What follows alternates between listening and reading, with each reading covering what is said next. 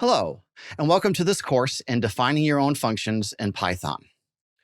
If you've reached a point in your own programming in Python where you've started to use other functions and you're wanting to learn a little bit more about them, and especially how to write them, then this course is exactly what you need. In this course, we will take a look at what functions are and why they're useful. We'll talk about the difference between defining a function and calling a function. We'll spend a lot of time taking a look at how information is passed to and from a function through argument passing and the return statement.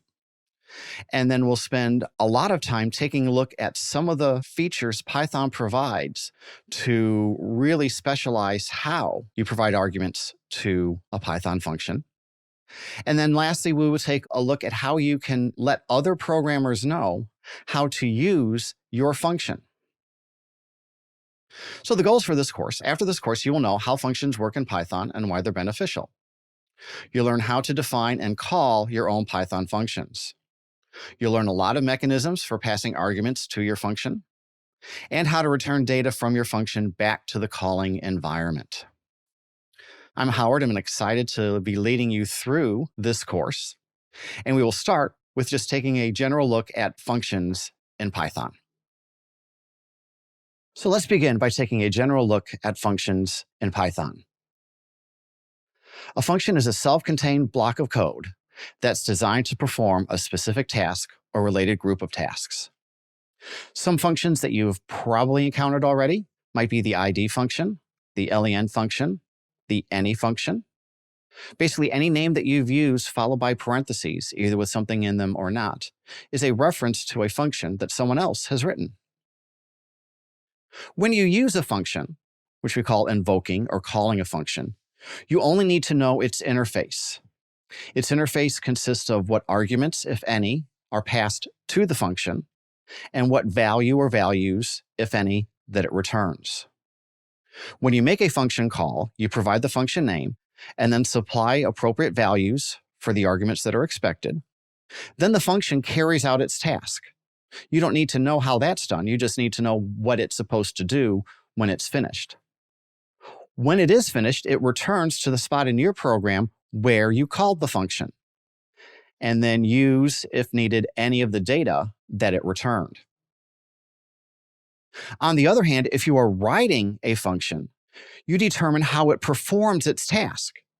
That part we call the implementation.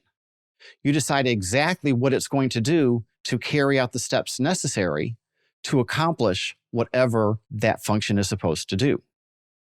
And then when you call your function, it's just like calling any other function. You supply the appropriate argument values. Your function then performs its task on those values if it uses any. Then the program returns to the exact spot where you called your function, where, if needed, you should use any data that was returned. Next, we'll take a look at why you would want to write a function. So now let's take a look at some of the reasons you would want to write a Python function. Almost every programming language supports user-written functions.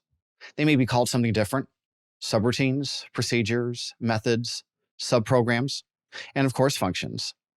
They're that useful. But why have them? Well, one reason would be for abstraction and reusability. Suppose you've written a really useful section of code, something you're probably going to want to use again. How would you reuse it? Well, the first thought might be to just copy and paste it. A problem with that is that the names may be different in each new place you use it. So you'd have to change all of the variable names or whatever other references it used. And then suppose you find a better way to perform that task. Now you have to go back and make that change everywhere that you're using that particular section of code. So perhaps this might not be the most efficient way to reuse code. The answer is to define a Python function to perform that task. Every time you need to use it, you simply call it. And if you need to make a change to it, you only need to change the function the one time. And then everywhere where that function is used, it will use that new version.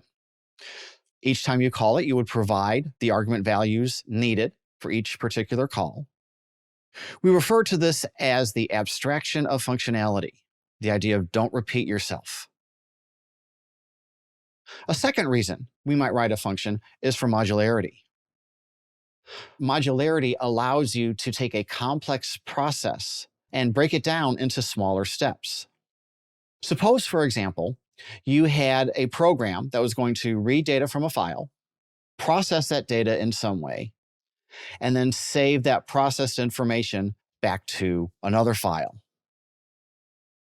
So your program might look like this. Have a section of code to read the file, a section of code to process the file, and a section of code to write the file back out. That's a lot to look at in one particular unit. It's going to be tough to solve problems in a program doing this many things at once. A better solution would be to take each of these segments and write a function to perform that task. Create a function to just read the data, and whatever steps are there, go in that function. Create another function to process the data, and whatever instructions were involved there would go in that function. And then another function to save that data back to a file with its related statements. And then your main program looks much cleaner. You simply call each of the functions. Now, this is kind of an abstract example. You might actually need arguments passed and return values saved to actually coordinate what happens from one function to the next.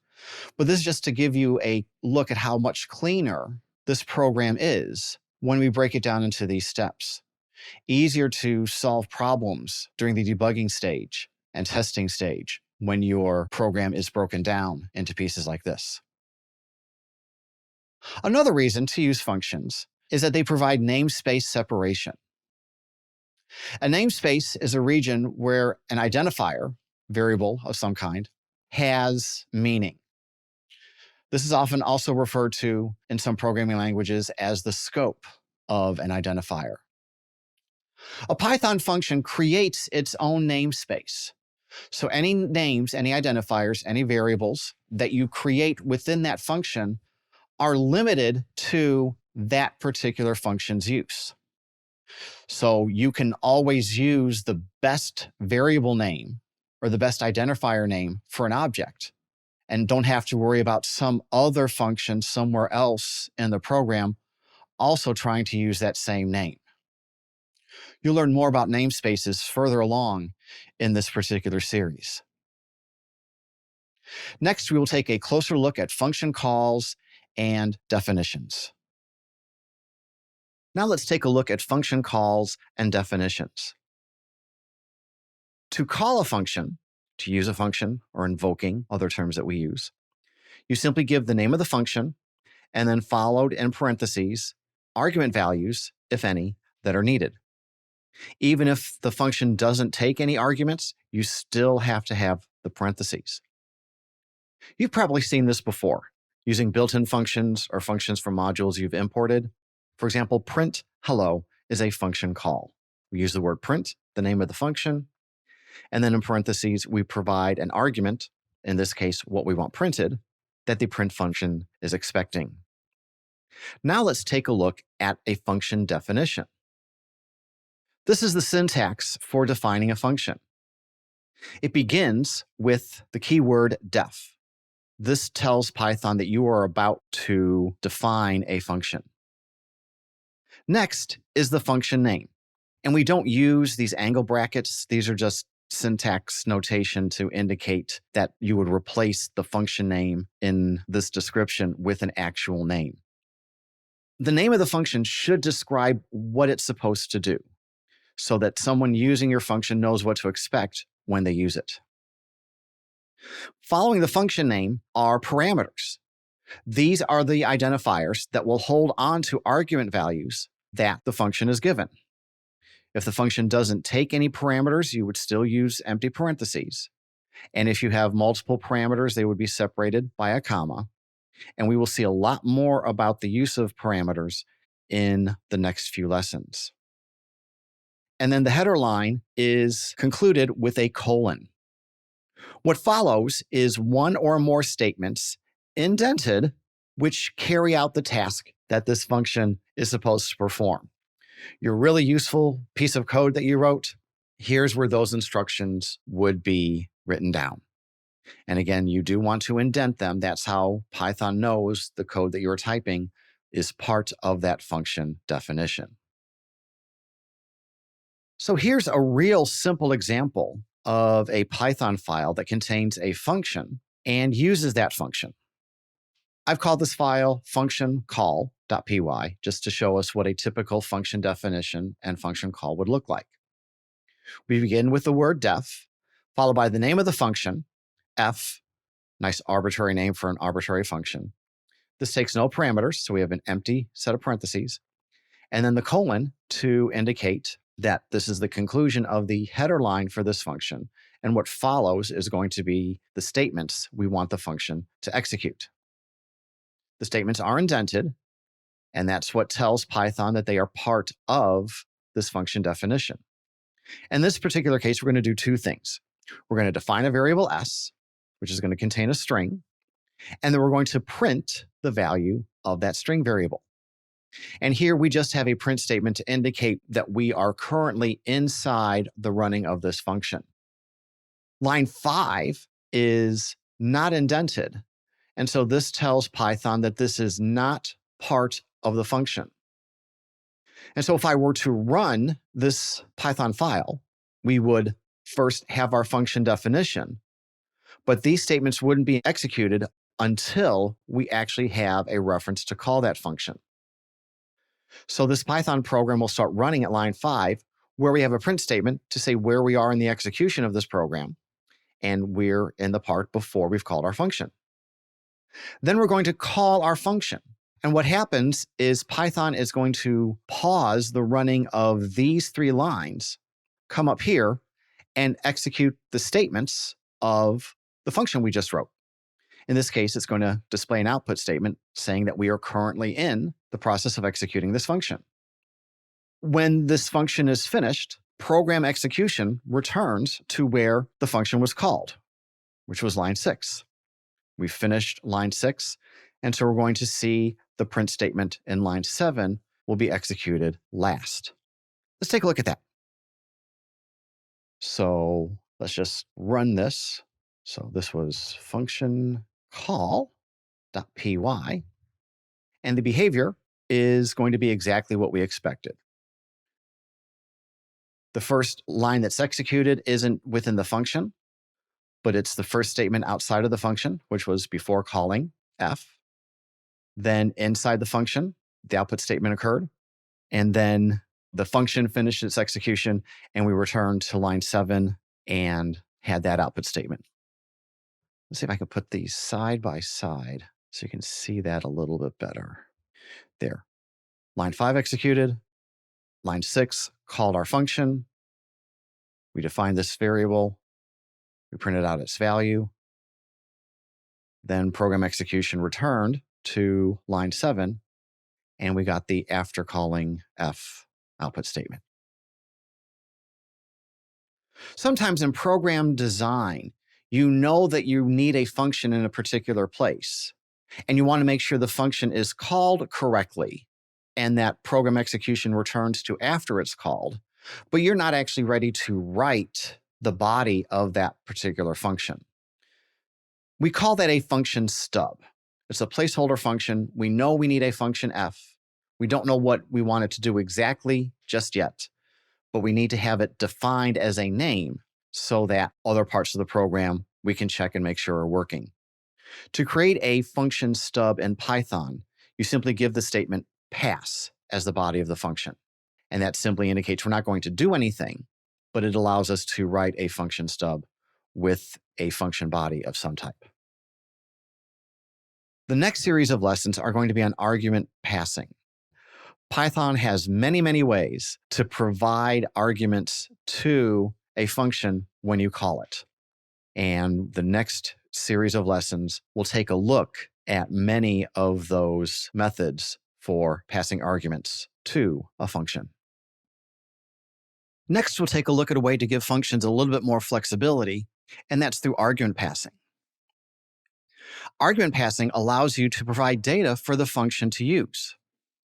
That way, the function won't always run the exact same way each time. The function's behavior can vary from one invocation to the next. You wouldn't want the print function, for example, to always print out the same thing. We provided an argument to describe exactly what it is we want printed each time.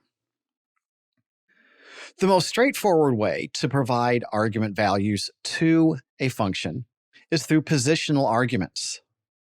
These are also called required arguments, and we'll see other types of arguments in some upcoming lessons.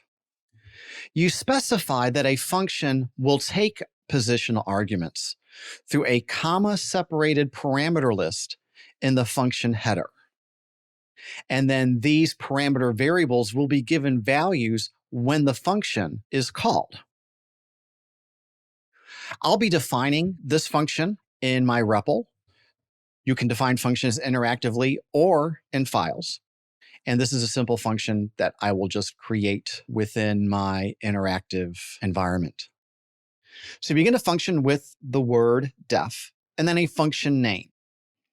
Now, throughout this course, I'm going to use the very boring function name f for just about every function that we take a look at. When you're writing a meaningful function, you want to give it a meaningful name that describes what it does. But here we're looking at the structure of functions. And so we're just going to use an arbitrary letter for each of the new functions that we create.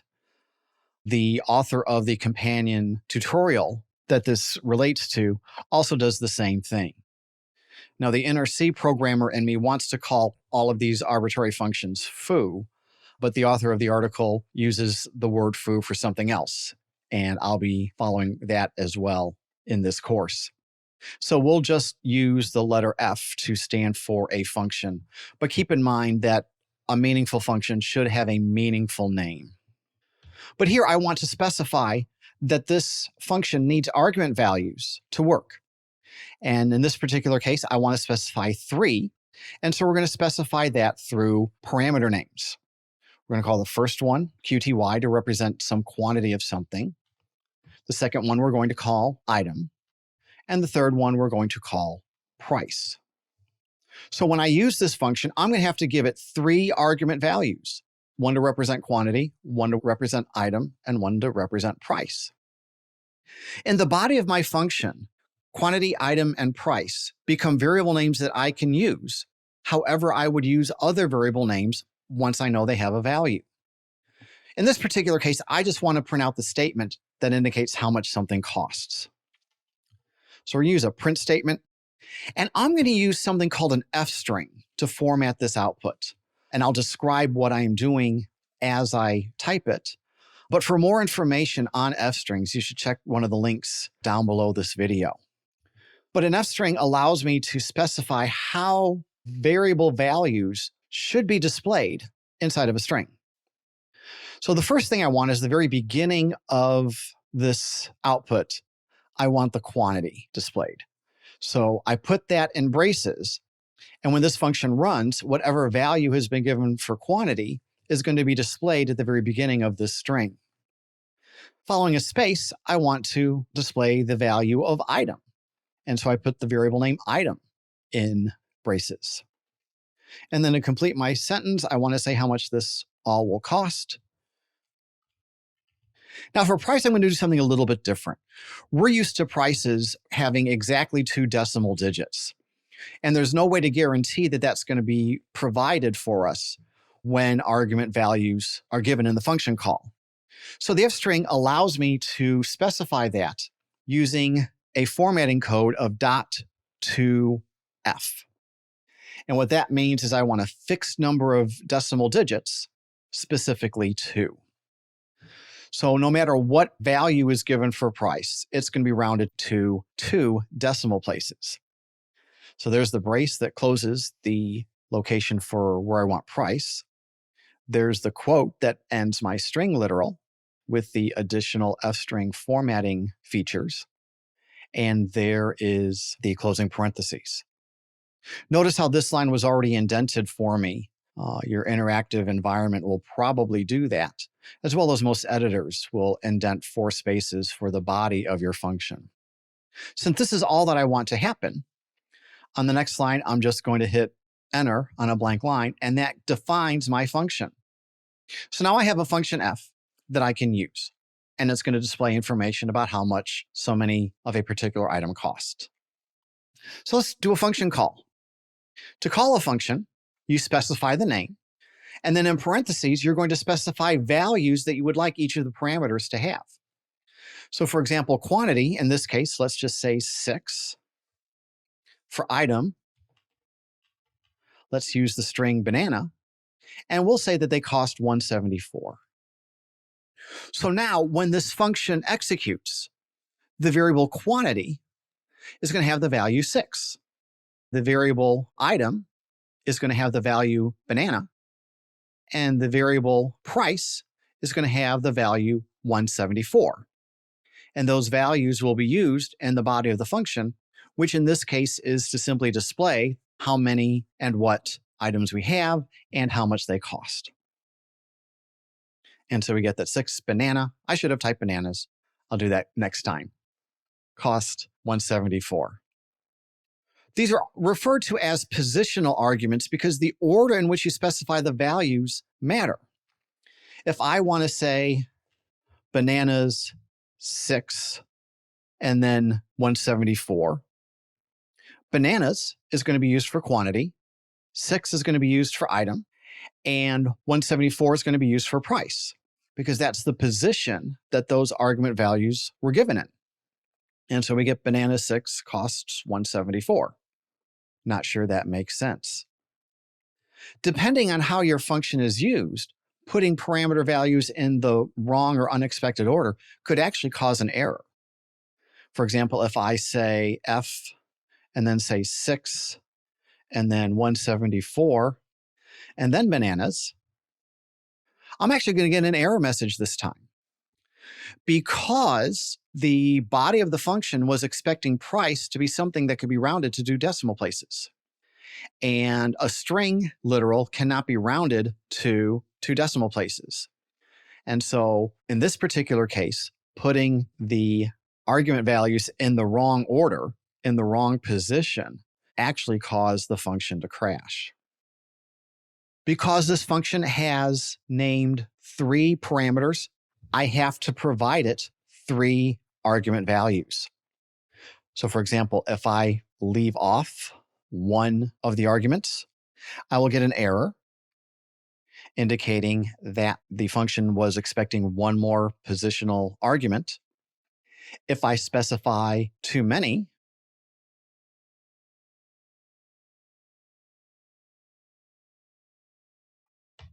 I'll also get an error. 4 arguments were given, but f only takes 3. Next, we'll talk about another way to provide arguments, and that's through keyword arguments. In the last lesson, we looked at how to use position arguments to provide values to the parameters of a function. In this lesson, we're going to take a look at using keyword arguments to provide values to those same parameters. When you call a function, instead of just providing a value, you can use the notation name equals value, where name is the name of the parameter and the value is the expression or value you would like that specific parameter to have. In doing this, you no longer need to maintain the order of the parameters that were given in the header of the function definition. Since you're specifying each one by name, Python will know which argument to use for each parameter. So let's use the same function from the last lesson. And now let's take a look at using keyword arguments to specify values. So again, I begin with the function call, but now I want to say quantity equals 6. I want to say item equals bananas. And I want to say price equals 174. So I'm being very explicit about which value I want for each parameter. And if I do that, I don't necessarily need to keep the parameters in the same order, because I am, again, specifying what I want the value of price to be. I'm specifying what I want the value of quantity to be, and I'm specifying what I want the value of item to be. So when we make this function call, the appropriate values are used for their respective parameters, and the function behaves the way it should. You still have to be mindful of the number of parameters a function is expecting. You have to be mindful of the actual names of the parameters. So for example, if I say quantity equals 6, item is bananas, and I say cost equals 174, I'm going to get an error message because there is no parameter cost.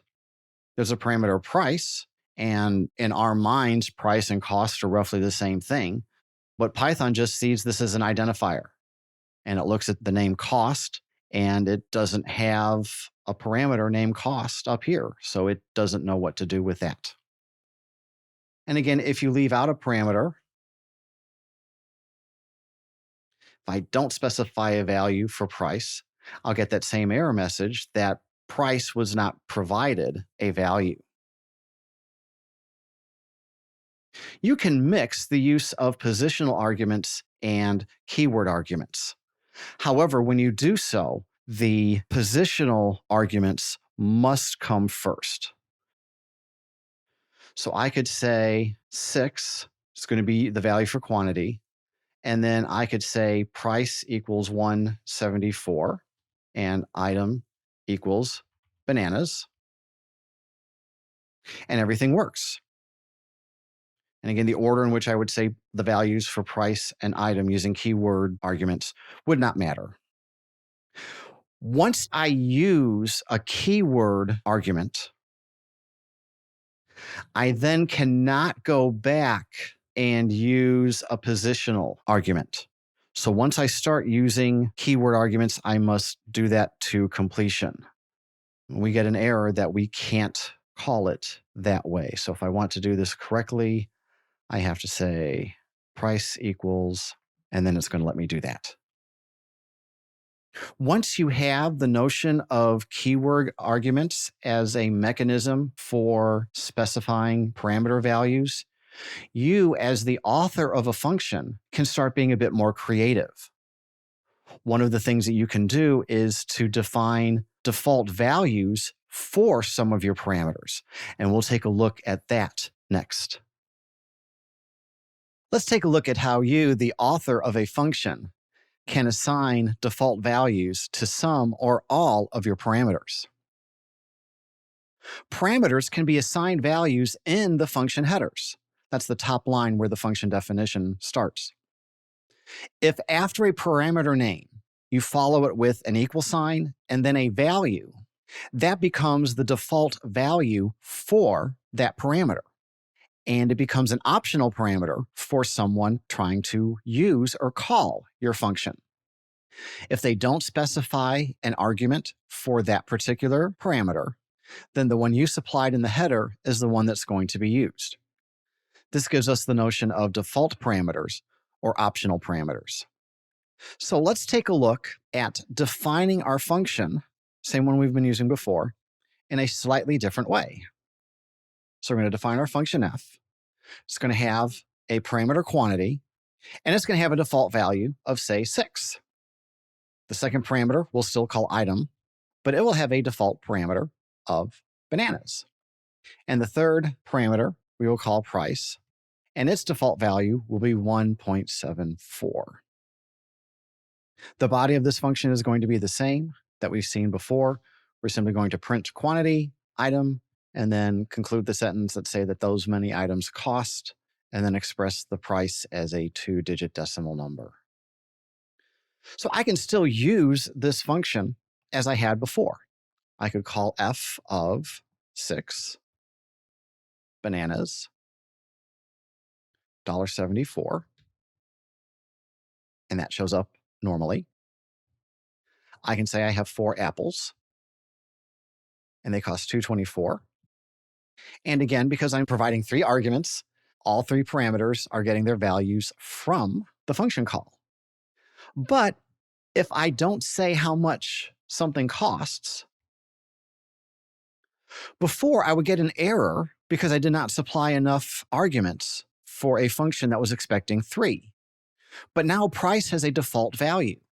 And so if I don't specify an argument value for that 3rd parameter, its default value is going to be used. Likewise, let's say there's a sale and all of a sudden 7 bananas cost $1.74. If I just provide a parameter value for quantity, items will use its default value, bananas, and price will use its default value, 174. And because I have specified default values for all 3 parameters, I don't have to supply any arguments. And in that case, all 3 of the parameters will get their values from the function header. It will use the default values.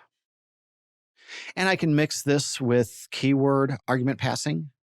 So let's say I have item are apples and the price is $2.75. Here I haven't provided a value for quantity, and so it's going to use its default value. When you are writing your function header, optional parameters must follow any required parameters. So once you start specifying optional parameters, you can't then have a required parameter. So all of the required parameters come first, and then any parameters where you want to provide default values would occur following that. So what have we learned about argument passing so far? Positional arguments must agree in order and in number with the parameters named in the header of the function definition. If there are 3 given in the function header, then 3 must be supplied in the order that they're expected. Keyword arguments must agree with the parameter names, but they can be used in any order. And of course, if you're not using default parameters, they too must agree with the number of parameters a function is expecting. Default parameters allow some arguments to be omitted when the function is called. Again, for values that often don't change from one function call to the next, but may sometimes be different, that would be a good use of a default parameter, a default value for that type of parameter. When your parameter is going to hold a mutable object, there must be some care given to how you use default parameters. And the next lesson will provide an example of that. Let's take a look at what can happen if you try to use a mutable object as a default parameter value in Python. This is a very classic example to demonstrate what's happening with default values and mutable objects. I have a function that's going to append a string of 3 hashtags to whatever list is passed as a parameter. And if it doesn't have a parameter, then an empty list is created and the hashtag string is appended to that. And let's go ahead and take a look at what's happening here. I've put this in a file called function mute def for function mutable default. It's the same function we saw on that previous slide. So let's go ahead and import it and use it. So from function mute def, let's import our function. And if I provide a list to this function, foo_bar_baz, we have provided a list. And so the function f is going to take that list and append that string of hashtags to the end of it. And it doesn't particularly care what the list looks like. If I give it a list of numbers, f says, okay, I'll append the string to the end of that list. And if I don't provide a list, f is going to take its default value of an empty list and append the 3 hashtag string to it. And everything seems to be working just the way we expected, until we call f without an argument a second time. We were expecting f to take an empty list and append the 3 hashtag string to it. But that's not what happened. It took the previous list and keeps appending hashtags to that. Well, why is that? And how do we fix this to behave the way we want it to? So what's happening here? In Python, the default value for a parameter value is defined only once. So when we imported that module and that function, Python executed it in a way that simply identified the name of the function, the name of the parameter, and its default value, and then it read the rest of the body of that function. In other words, when we were at this point, after the import statement, the parameter myList already had the empty list value. If we provided a list, that argument replaced this one. However, if we didn't, then it continued to use the list that had been defined when the function's definition statement was first executed. So the default value isn't redefined. It takes that first definition and continues to use it. So every time we call f without a parameter value, we're performing append on that same list. So what's a better way to write that function to use a new list each time? And again, this is a well-known problem with a well-known solution. Like I said, you can probably search RealPython and find this particular example in other courses and in other articles. The solution is to set myList to have a default value of none. Now, none is not a mutable object, and so we aren't going to be changing it each time. So each time we call it without a parameter, we just have none. So we make a check. If myList is none, then we create a new list, and then we append to that. And so this particular version has the behavior that we wanted.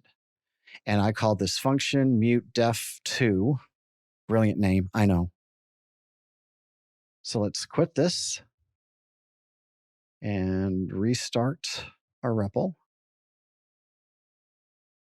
And this is function mutedef2, import f. And if we provide an actual list, we will append the 3 hashtag string to that list. If I don't provide a list, then myList, the parameter, still has a value of none, since that's the default value to use. And each time the default value is none, then we create a new list, and then we append to whatever that list is. The point to make is that myList isn't defined to a list at the definition execution. MyList is set to none as the default value, and that's not mutable. So every time we call it without an argument, it comes back to this value of none. It doesn't have a list at this point to use. And so we can actually see that this does have the behavior that we want. So again, if no argument is provided, myList has a value of none. The if statement then causes a new empty list to be created. And we saw that if we do provide an argument, then myList is assigned to use that, and that list is modified appropriately. The next few lessons are going to talk about how Python passes objects to a function and what you're able to do with them, and compare it to other languages and how they choose to modify or not modify a parameter value that's given to it. When you pass a variable as an argument to a function, there are several ways that that variable's or its value can be interpreted. We're going to take a look at a couple popular mechanisms referred to as pass by value and pass by reference. We're going to see examples of that done in C++. And then in the lesson that follows this one, we'll take a look at Python's resolution to using a variable as an argument value. When you're using pass by value, a copy of the argument's value is placed into the function. The function doesn't know anything about where the value came from. It doesn't know if it was from a literal, from an expression, or from a variable. It's just handed the value and uses it however it needs to. On the other hand, if you pass a variable by reference, then the function has a reference to that particular variable, and it can actually make changes in the function that will be reflected in that variable's value after the function finishes executing. I'm going to use C++ as an example. The example is going to perform the same way as the Pascal version in the article on which this course is based. But I happen to have programming tools on my computer for C++, so it's a lot more natural for me to do that.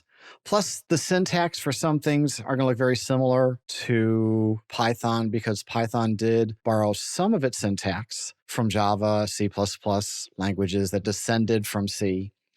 And so some of these statements will look familiar. Others, not so much, but I'll explain them as we go. Lines 1 and 2 are similar to Python's import statements. They provide us with names and routines to perform certain basic tasks. In this particular case, I'm setting this up to use the standard input and output mechanisms that C++ provides. Line 3 is the beginning of a function. Instead of saying def, which is what a Python function would begin with, we actually have to specify some type information about the function we're writing. Since this particular function isn't going to return a value, and we'll talk more about return values in upcoming lessons, we say the word void. Then we have the name of the function and the parameter. This is just going to have one parameter. We're going to call it fx. In other words, f's copy of the variable x. And in C++, we have to type all of our variables, and so we're specifying that this is an integer. Lines 5, 7, 13, and 15 are probably the weirdest looking lines compared to everything else that you see here.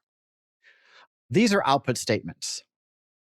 You begin with cout, which is a name for where output's going to go. And then we use the less than symbols kind of as a direction. We're saying we're moving things in this direction. So what we're outputting is first going to be a string literal in each one of these examples. And then we have that to less than symbol again, where we're going to follow that with the value of a variable. Inside the function, it's fx. In the main part of our program, it's just x. And then the notation endl means that that's the end of that line, and following output should occur on the next line. So all of these are output statements. They have a string, the value of a variable, and then a notation to say we're going to go to the next line. Instead of indenting in C++, we enclose the body of our function in braces. And so here's what our function f is going to do. It's going to output the value of the parameter in line 5. Then it's going to change the value of its internal parameter to 10. And then line 7 is going to output that fx's value has changed. Since this is passed by value, fx knows nothing of the variable that gave it its value. It's its own variable, created anew inside this function, and we can do with it whatever we want. And changes inside this function aren't going to be seen in our main part of our program. In C++, you can't just write your main program's instructions. You actually have to put them in another function called main. And so this is the beginning of our main function. We can't say def because we have to say information about what the function returns in C++. In this particular case, a main function is supposed to return an integer for historic reasons that we don't need to get into right now. But in my main function, I'm going to create a variable. I'm going to give it a value of 5. I'm going to output its value. Then I'm going to call the function which is passing by value the value of x. And we'll see in the next program how you distinguish passing by value from passing by reference. After f does its thing, we're going to note that x has not changed values. X was 5.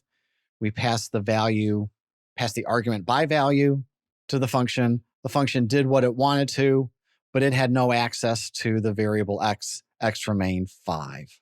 And then the return statement with a value of 0 is used to indicate that the program finished its execution successfully. So again, I've got compiling tools, GNU's C++ compiler. I'm going to specify that the result of the compiling should go to a file called pass by value. And I'm going to compile pass by value.cpp. And we wait a moment, and we see that that file has been compiled. I'm not going to change mode to make it executable, so I'm going to use / notation to run this program.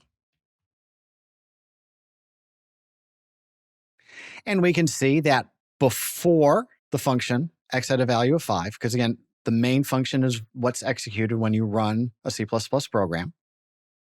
Then we called f. F showed us the value of its parameter, fx, which is 5. We then changed it to 10 and displayed that output. Then f finished its execution, returned back to after line 14, and we saw that x had not been changed. And that's because we used pass by value for passing the value of x into the function f. I'm now going to show you the pass by reference version. What I want to do if I want the parameter to actually refer not to the value, but be another reference to the variable named as the argument. Now, you probably didn't see much of a difference because there's only one character different between the pass by value and the pass by reference version of this function. And that's the ampersand in front of the parameter. And what that means is we want the argument to be passed by reference. So when I call f of x down here, and I use the variable x, the name fx in the function is actually referring to the same spot in memory that has the value of 5. The difference is going to be when we run this program, x has a value of 5. We display that before we call the function and at the beginning of the function. The function changes the value of fx to 10, and we see that change at the end of the function.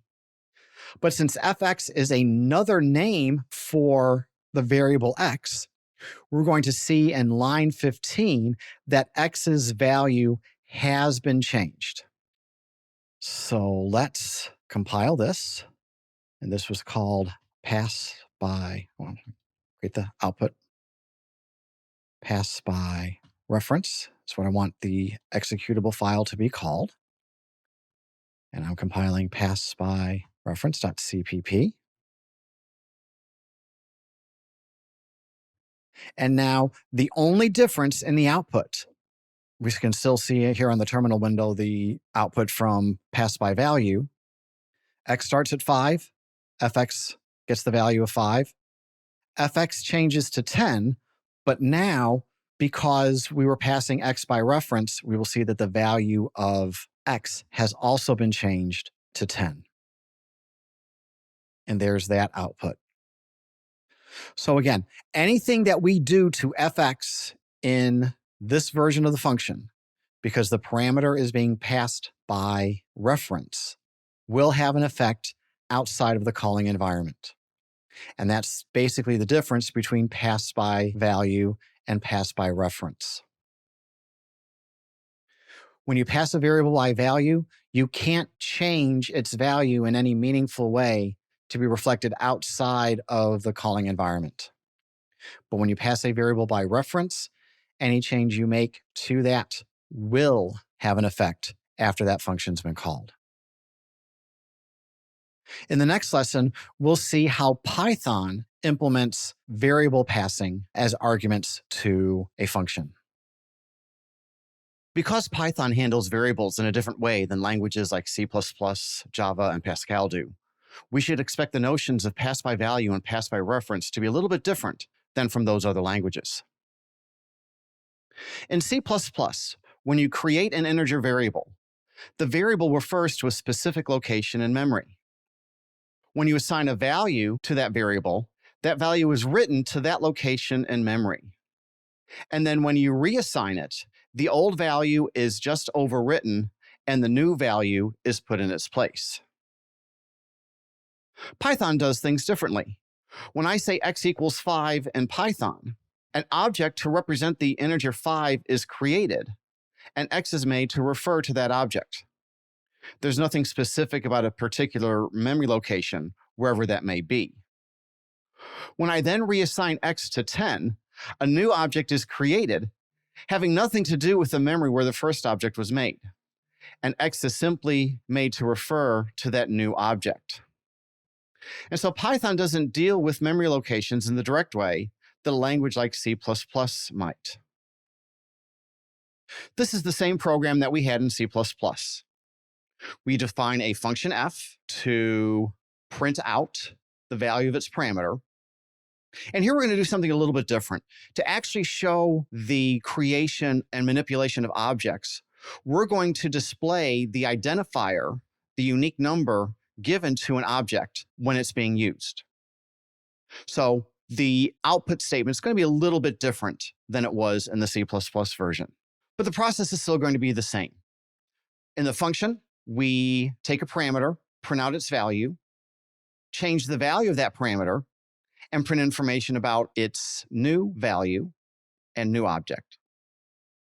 In the main part of our program, we're going to assign x to be 5, print out its value and its object identifier, call the function, and then print the value of x again to see what, if any, effect the function had on the variable x.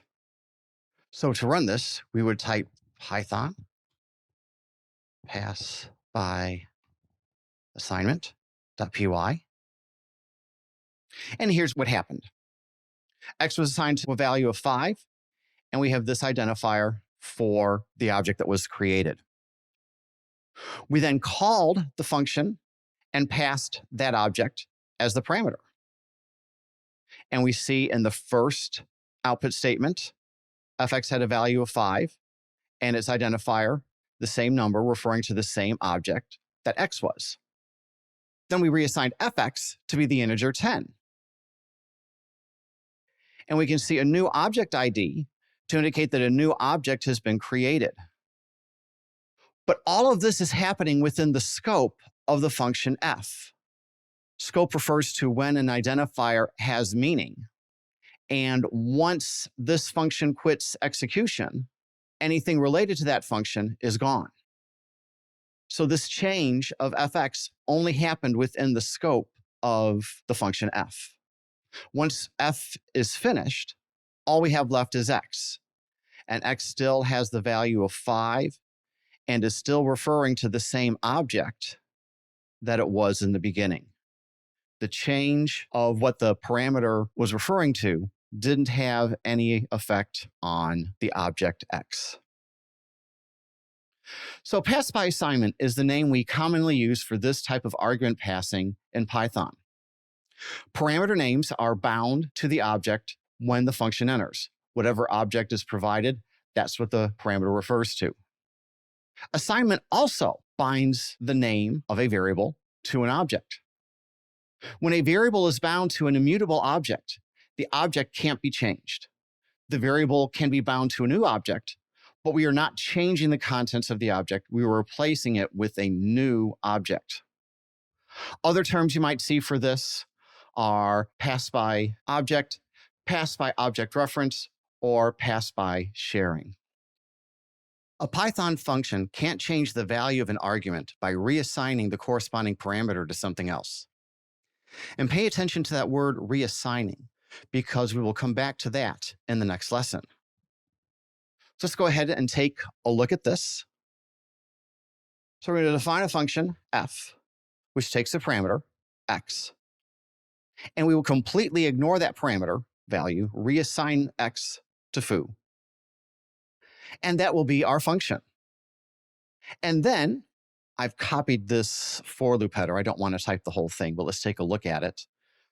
We are going to iterate over this tuple. I is one at a time going to be an integer, a dictionary, a set of integers, a string, and a list of strings.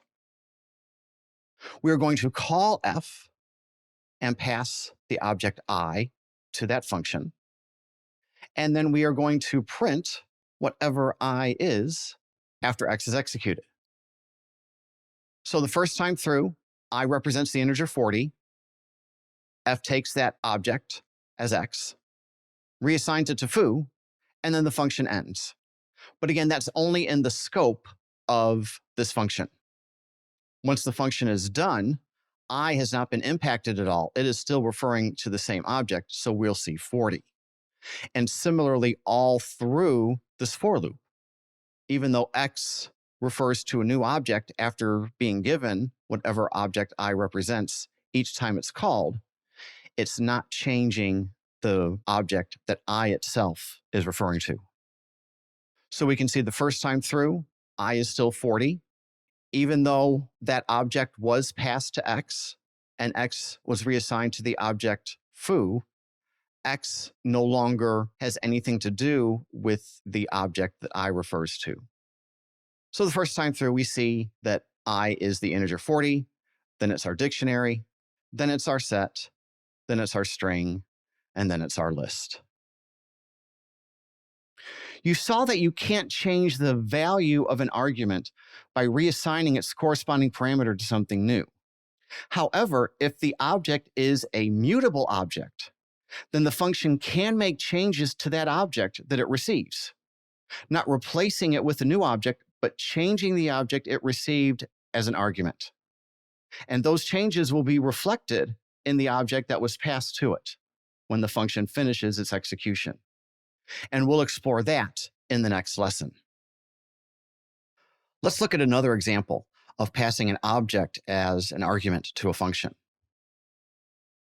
In the last lesson, you learned that a Python function can't change the value of an argument by reassigning the corresponding parameter to something else. However, Python can mutate the object passed as an argument if the object itself, the object that's passed as an argument, can itself be mutated. So here's an example. Let's define a function that takes a single parameter and, assuming that there's a 0th element to it, we're going to modify it. Now, of course, this function will cause an error if the parameter we provided doesn't have a 0th element, but we're only using it for this one example, so we'll be fine. So let's create a list that has the strings foo, bar, baz, and cooks. Now, a list is mutable. So when I call f on my list, it's going to change element 0 from foo to those 3 hyphens. And if I create another function, call this one g, it's going to act on a dictionary. And again, we will only provide a dictionary to it for the purposes of this example. It's going to assign bar to name 22.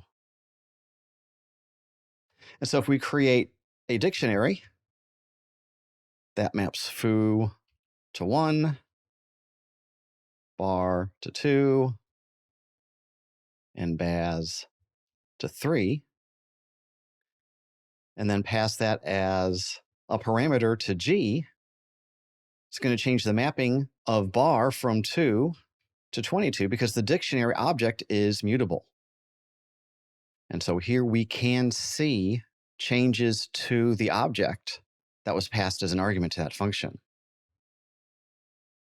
So passing an object as an argument, let's review. Passing an immutable object, like int, string, tuple, and so on and so forth, acts like pass by value. The function can't modify the object.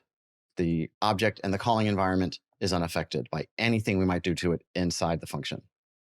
If you pass a mutable object, like a list or a dictionary, it's like pass by reference.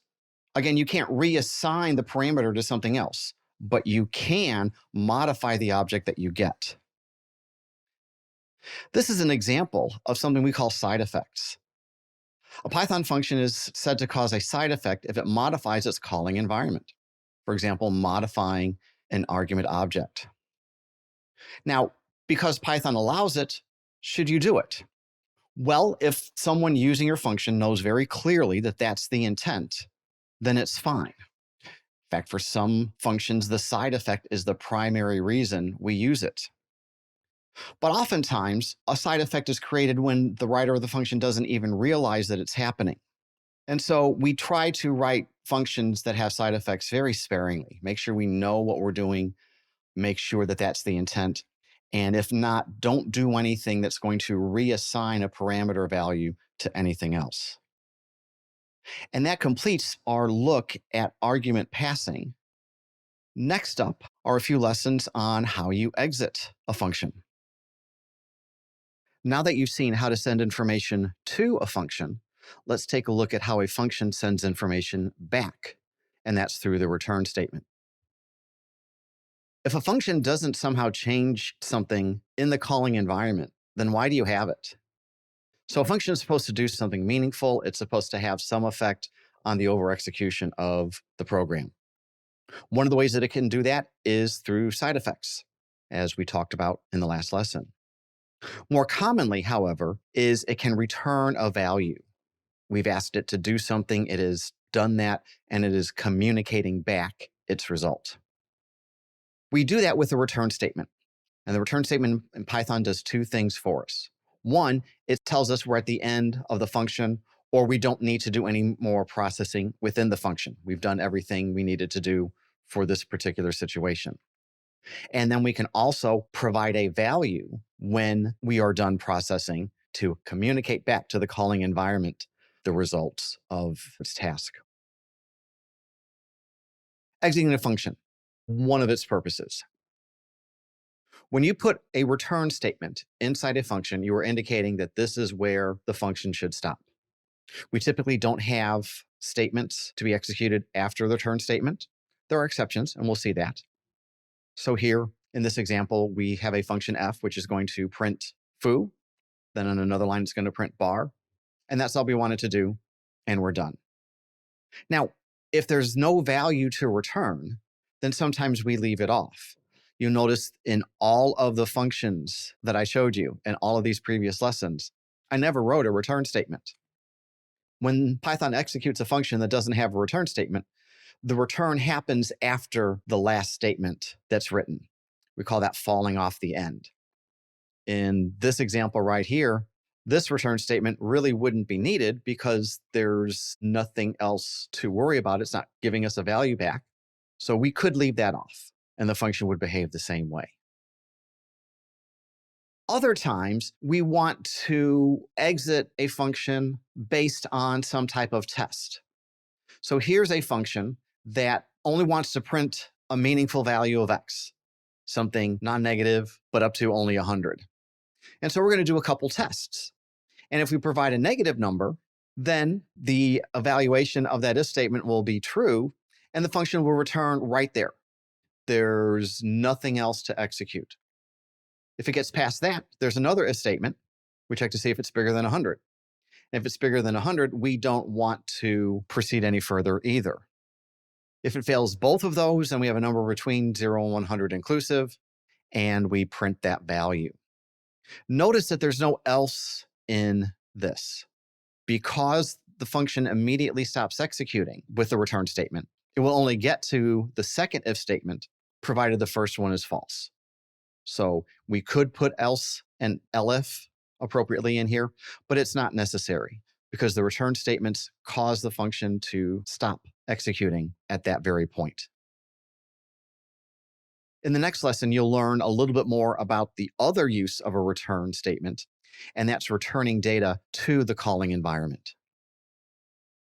So now let's look at the other use of Python's return statement, and that is returning data to the caller. If a return statement inside a Python function is followed by an expression, then in the calling environment, the function call evaluates to the value of that expression.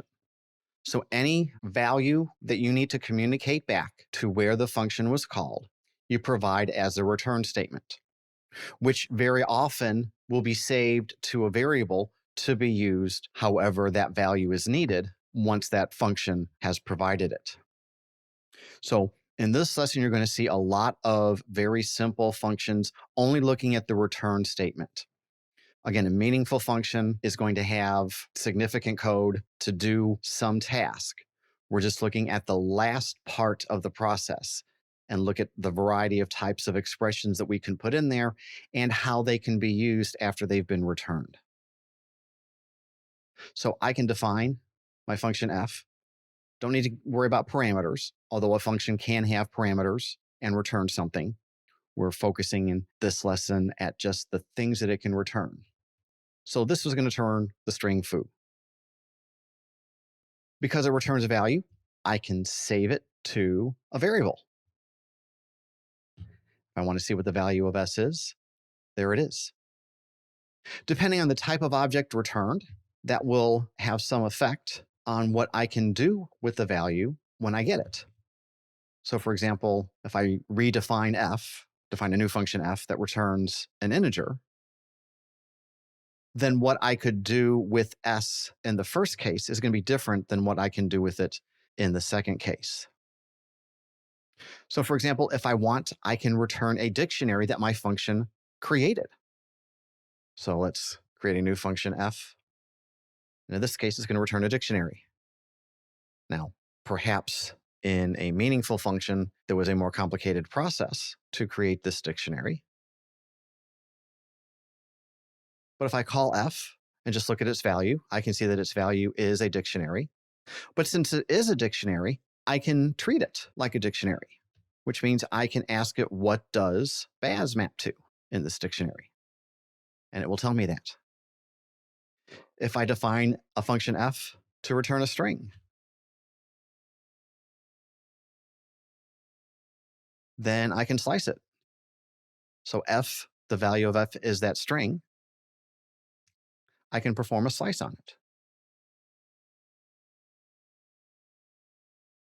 Because it's treating that return value as that type of object.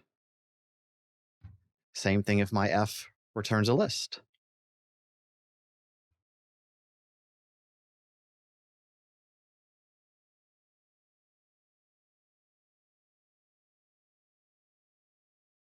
So now my f returns that list. And there, if I ask what the value of f is, I get that list. I can pick out one element of that list like I would any other list. And I can perform a slice on this too if I want.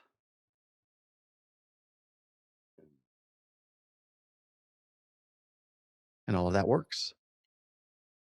If you want to return multiple values, you would separate them by a comma, and Python packs them together as a tuple. So I can create another function f, and this is going to return multiple strings.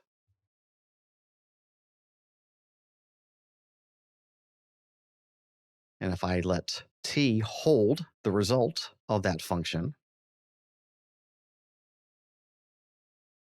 I can see that it got a tuple. And there I can see that representation for that tuple. Personally, I have to say this is a pretty cool feature. Many other languages don't have a mechanism for returning more than one value. So Python's ability to do this really is interesting, for me personally at least. If you don't provide a value with your return statement, or you don't have a return at all, then the function is treated, if you need to treat it as a value, as none. So if I create a function f that just has a return, well, since it doesn't have a value that we can use meaningfully, we don't see anything. But if I really want to get a hold of what it returns, we do see that it gives us that none value. And if we don't have a return statement, here we see an example of a method stub where we don't provide a body, we just say pass. In a practical use, this would be in preparation for writing a meaningful function later. We just need to know where to call it in some other part of the program that we are writing. But again, since this doesn't have a return statement and we want to interpret it with some type of value, that value would be none. Next up, we're going to take a look at side effects again. We're going to make another comparison between C++ and Python on how variables are or aren't modified. Now that you know how to use the return statement, let's look at side effects again and see how a Python program would do some of the actions that we would perform using side effects in other languages. For example, suppose that you want to write a function that takes a number and doubles that number. In C++, it would look something like this. We would use pass by reference, and it would take that object, that variable, and it would actually double its value. We don't need a return statement because we are actually modifying the argument that was provided. And so let's take a look at this. I've used more compact notation, x times equals 2, same effect. So here we're going to declare a variable, 5. And here is that weird looking output statement. We're going to print out its value before we call this function. And then again, we're going to call the function, which is going to take this x and double it. This name x, although in a different scope, is actually referring to the same x that this is. It's being doubled. And this is passed by reference. So we can see, or we will see, after calling this function, it has been given a value of 10. So let me compile this.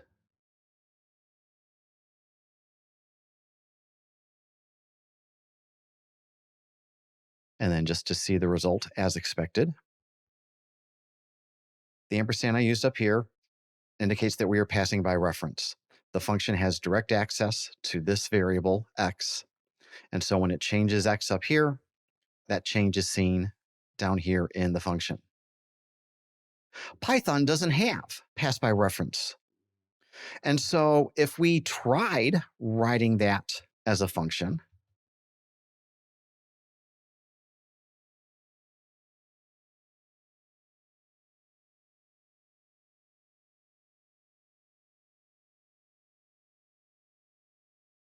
at the beginning, we've already seen that x does refer to the same integer object 5.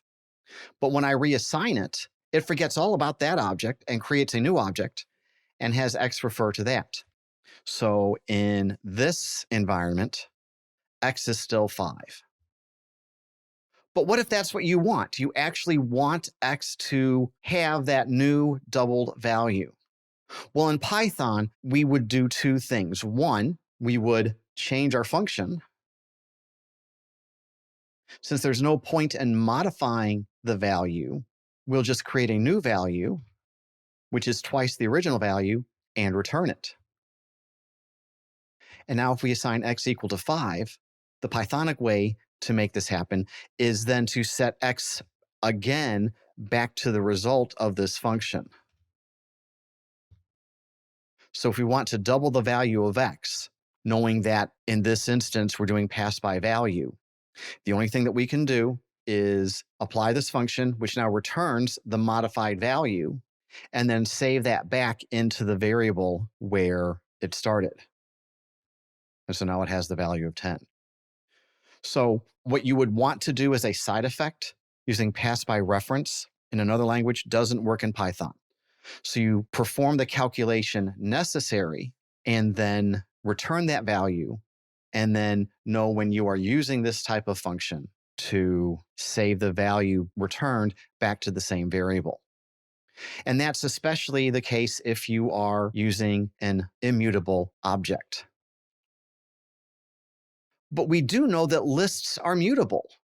So I could create a function called double list, and there are two versions of this, so I'll call this double list 1, where I take my list, and then as I propagate through the list, I multiply each value by 2 and save it back to that same value in the list. And because a list in Python is mutable, this will work. So let me come back here, and I call this module doubler1. So from doubler1, we're going to import everything. That's the only thing that's there. So I'm going to create a list. I'll call it A.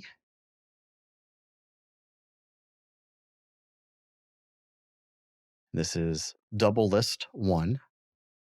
It takes a list, so we'll give it the list A. And if I display the result of A, now I can see that every element has been doubled. But this doesn't line up with how we like to do the other operations. This is a side effect. And we might choose to have our list doubler mimic better how the numeric doubler would work.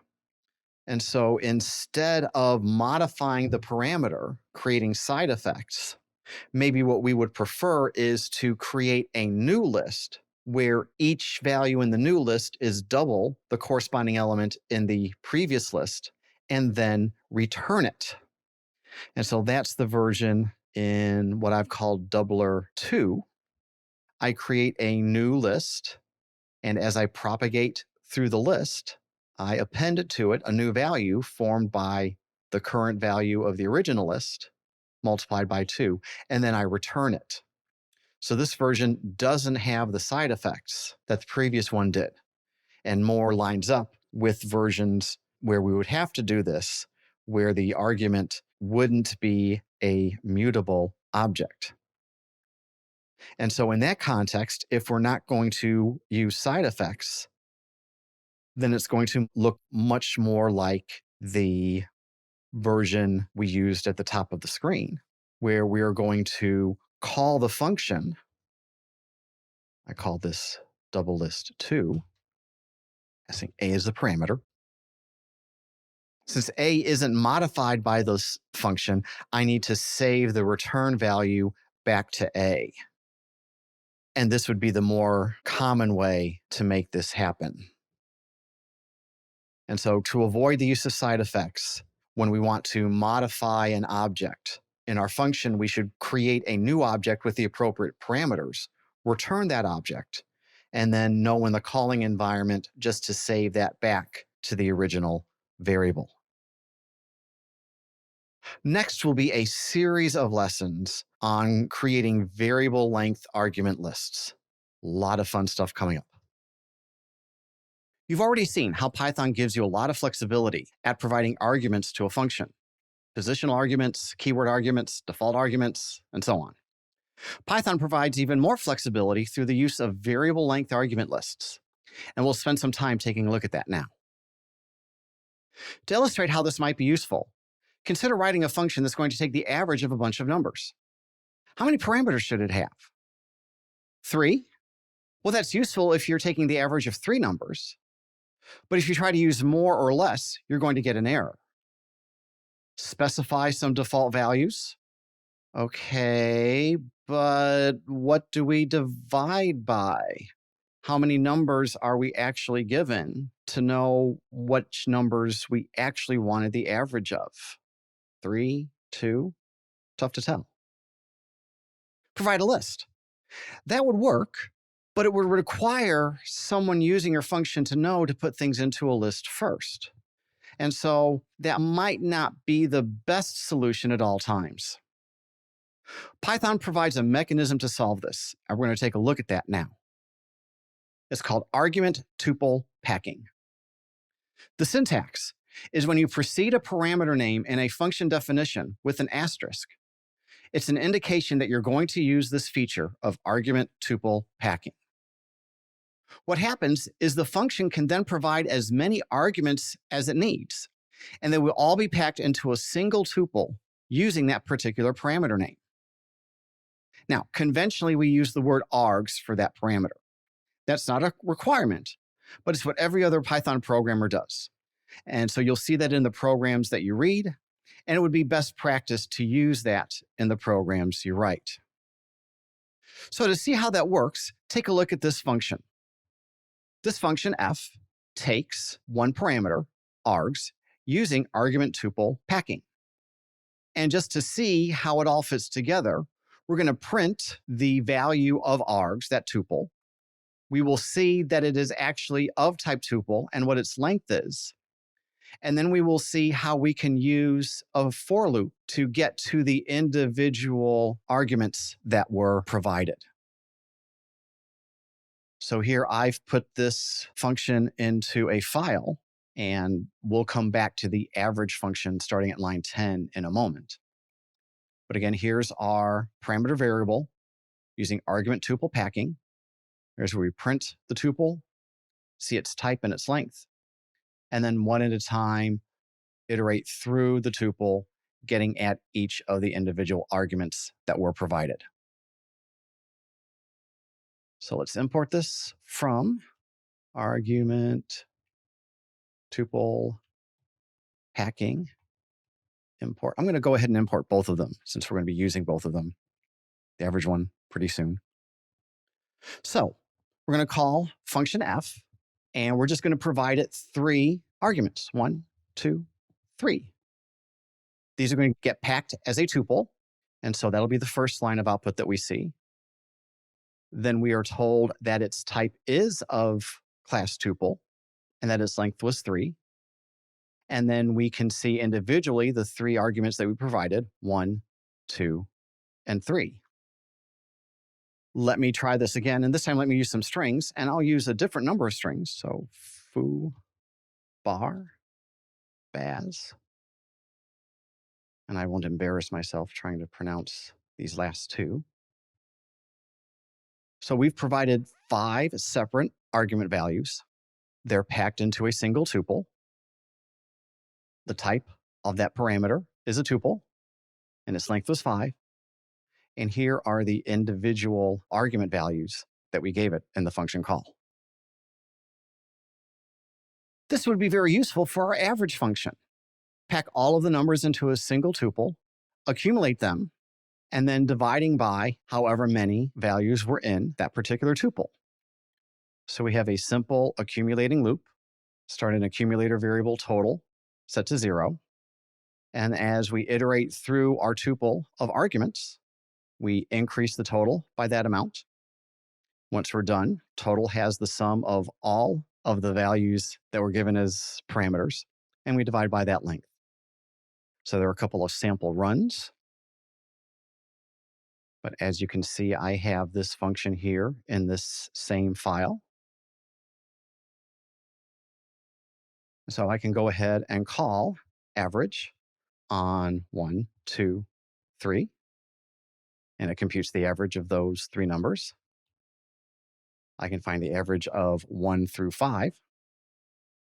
And any number of numeric arguments can be provided, and this function will find the average of all of them, packing them all into a single tuple, then in a for loop accumulating the sum of each of the values in that tuple, and then dividing by the length of the tuple, which contains the number of argument values given. Python also provides a mechanism to do unpacking in a function call, and you will see that in the next lesson. You saw in the last lesson how you can write a function to take any number of arguments and have them packed into a single parameter as a tuple. But when using functions, you can go the other way as well. If you have a function that takes a set number of positional parameters and you have that many values in a tuple, you can unpack that tuple to use those values as the arguments to that function. For example, here's a function f that takes 3 parameters. And all we're going to do here is display the value of each parameter when it's called. So nothing terribly interesting or exciting here. Nothing that uses asterisks or packing of any kind. This is a very simple function that you could have seen in a much earlier lesson. And in fact, I can call this function. Again, notice how it's expecting 3 parameters, and I can be told what they are. But suppose this is a useful function that I want to use on values that I've been using a tuple to store. So I'm just going to call this t, set it equal to 1, 2, 3. But I've been doing work with these values, and they've been stored in a tuple because it makes other things that I'm doing convenient. But now I need to apply f to those values. Now f is expecting 3 arguments. I only have the 1 tuple. But if I use the asterisk in a function call, it's understood that we want to unpack that tuple into individual values to be passed as positional parameters to that function. And so we can see that, again, the first parameter 1, second parameter y is 2, the third parameter z is 3. If I change t to be something else, a tuple of strings, and then I want to unpack that tuple, f will see 3 separate argument values, 1 for x, 1 for y, and 1 for z. And you can unpack other iterable objects as well. So here I can create a list with my 3 strings, and I can still unpack that to have its 3 values used as the 3 arguments f is expecting. I can make a set as well and unpack that to give f the 3 parameters that it's expecting. And you can use unpacking and packing together. So if we have a function that's going to pack any number of arguments into a single parameter variable, and here we're just going to display information about the argument. I'm going to display its type and its value. And so I have a list that I want G to use.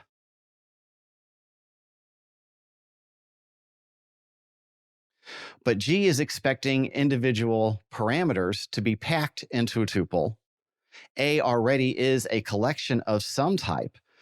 But in order to use G properly, we have to unpack that so that G can repack it into its own tuple. So if I want to call G on A, I have to unpack the collection into individual argument values that G is then going to pack into a tuple. Now, G gets a tuple as opposed to just writing a function that uses the list.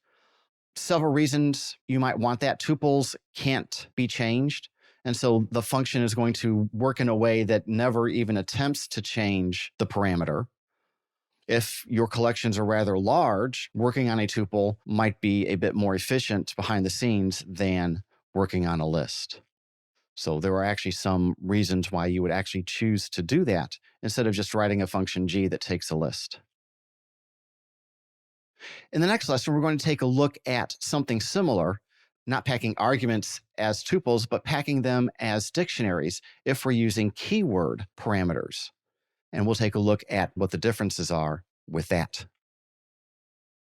Just as you can use argument tuple packing and unpacking for dealing with positional parameters to a function, Python allows you to use something called argument dictionary packing and unpacking to do the same thing with keyword arguments. The double asterisk is used to specify when dictionary packing or unpacking is going to occur. If you use the double asterisks in front of a parameter name in the definition of a function, you are indicating that you want dictionary packing to take any number of keyword arguments provided at the function call and pack them into a dictionary where the key value pairs of the dictionary come from the keywords for the keys and the argument values for the values when the dictionary is created. We typically use KWARGS, keyword args, for the parameter which will hold the dictionary when packed.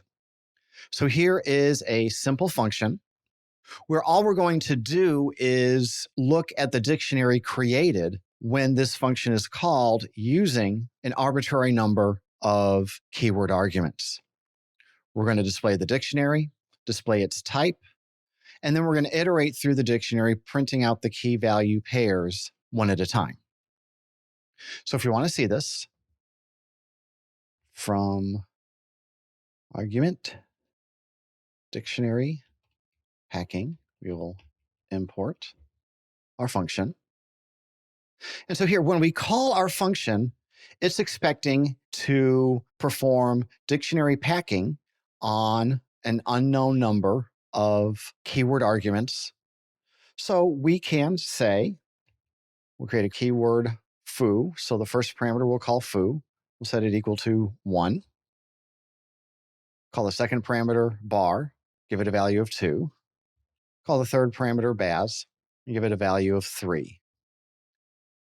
And so we can see that each of those keyword arguments were packed into a dictionary, which we see here.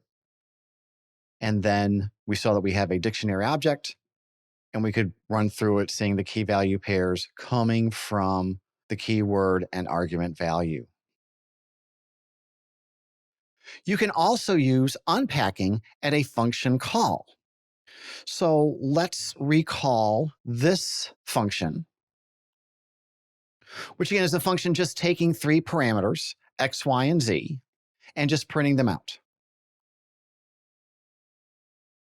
And so let's grab that version of f. And so in a typical use, f is expecting 3 parameters, and I can traditionally provide them using keyword arguments. And that would be a typical use for this particular function. So we can find this dictionary. And again, we probably had a dictionary already created and have been doing other work with. And now we need to use this function f that is expecting just 3 parameters. But our dictionary has the key x, which maps to foo, has a key y, which maps to bar, and has a key z, which maps to baz. And now we want to unpack that to use in f as 3 separate arguments. So I would unpack it using the 2 asterisk syntax. And we can see that x, y, and z were given those appropriate values. Next, we'll summarize what we've seen so far about argument tuple packing and unpacking, and dictionary packing and unpacking. Now that you've seen argument tuple packing and argument dictionary packing, let's take a look at how they can be used together for creating a function. If you were going to use positional parameters, argument tuple packing, and argument dictionary packing in a single function definition, you must apply them in that order. Required positional parameters would have to be first, then additional positional arguments, followed by any additional keyword arguments. So here is an example function definition, which is going to take 2 required parameters, a and b, and then any additional positional arguments are going to be packed into args. And then following that, we can allow for any number of keyword arguments to be passed and packed into the dictionary KW args. And then this function is simply going to display each of the parameter variables. And so we will see the specific values we name for a and b. We will see the tuple created for the additional positional parameters. And then we will lastly see the dictionary created with any keyword arguments that were provided.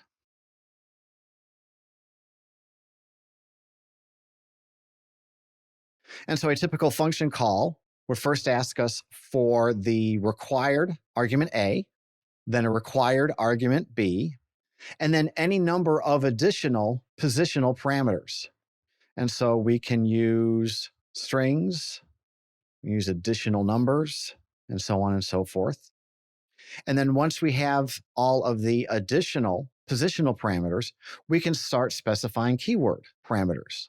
So maybe X that is equal to a number 100, then a keyword parameter Y, which is equal to a string, and then maybe another keyword argument Z. And we can see how the positional parameters after A and B are packed into a tuple. We can see how the keyword arguments X, Y, and Z are passed into that dictionary. And this provides just about as much flexibility as you could ever need in a function interface. Next, we'll take a look at how you can use multiple unpackings in a function call, the opposite end of using multiple packings in a function definition. So now let's take a look at how we can unpack multiple items in a single function call. Starting with version 3.5, Python introduced support for unpacking multiple items. And we're going to see that with this very simple function. This function is going to take an arbitrary number of positional arguments and pack them in a tuple. And I've put this in a file called multi-unpacking. The function G we will see momentarily as it applies to dictionaries. But we're just going to accept into the parameter args any number of positional arguments, which will be packed into a tuple. So from multi-unpacking, let's go and import both of them. So F is expecting an arbitrary number of positional arguments, but I have 3 collections with values I want to use in a single function called F. I have a list containing the numbers 1, 2, and 3. I have a tuple containing the numbers 4, 5, and 6. And I have a set containing the numbers 7, 8, and 9. So if I want F to apply to all of these, I'll need to unpack them. And I can do that by specifying each one unpacked, separated by commas. And so these will all be unpacked, which will eventually send 9 different argument values to F, which will then pack them all into a tuple. And this particular function is simply going to display each value one at a time.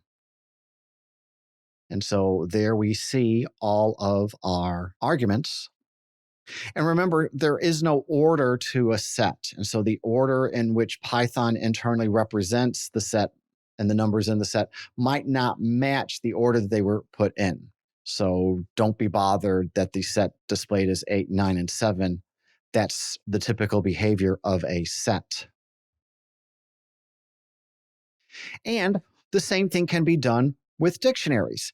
If I have a function, which I've called G here, which is going to pack any number of keyword arguments into a single dictionary, I can, should I have a couple of dictionaries defined, let's say that D1 is equal to the dictionary that maps A to 1, maps B to 2, and I have a second dictionary that maps X to 3 and Y to 4, and I want to apply that to G.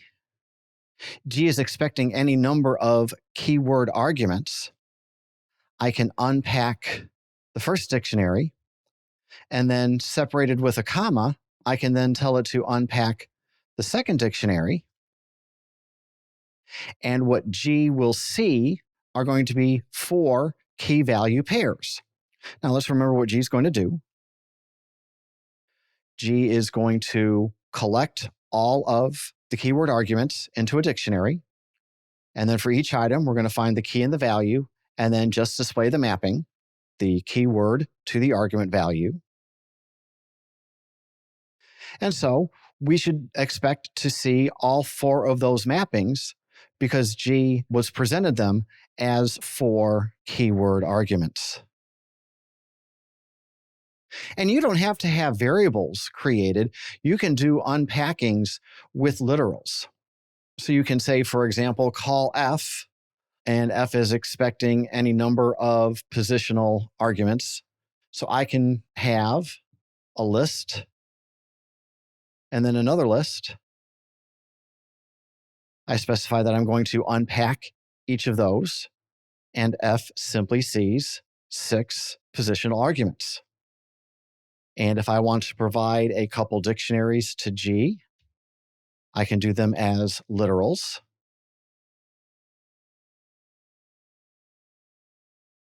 So there's one dictionary, and then I can unpack another dictionary.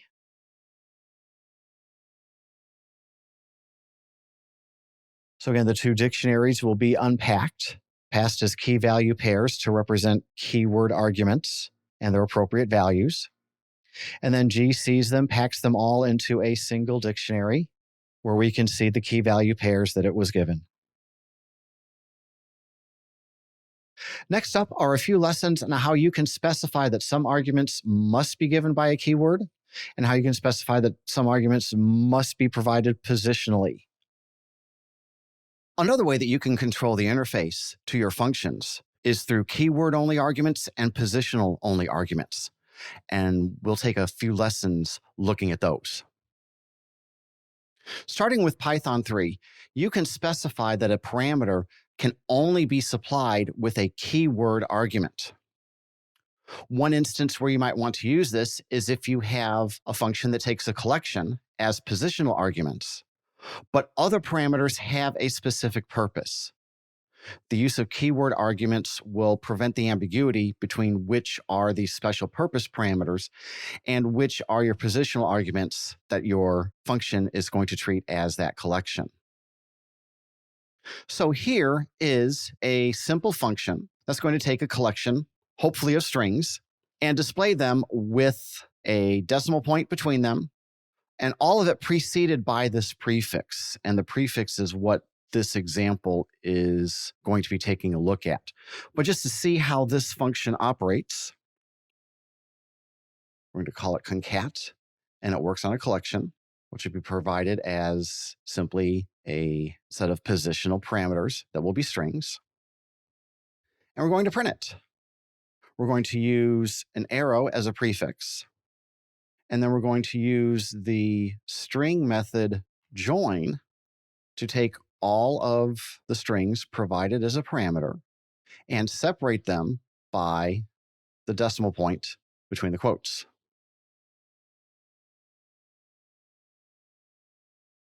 So I can concatenate strings such as A, B, and C. And we get the arrow preceding them, and then the A, B, and C separated by a decimal point. And again, it doesn't matter how many parameters we supply. The join method simply attaches them all together, separated by whatever string we provided here, which was the decimal point. But now we would like to allow, should someone using this function wish to, replace the arrow with some other prefix. And so here seems like a reasonable attempt. We will provide a parameter for the prefix, followed by the strings we want joined together. And that will work. So now we'll attempt this.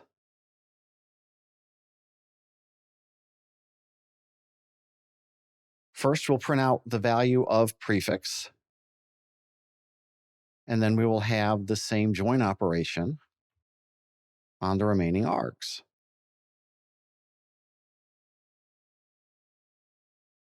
So now I can say concat, and maybe I want a hyphen in front of my strings. Hey, that seems to work. Or maybe 2 slashes.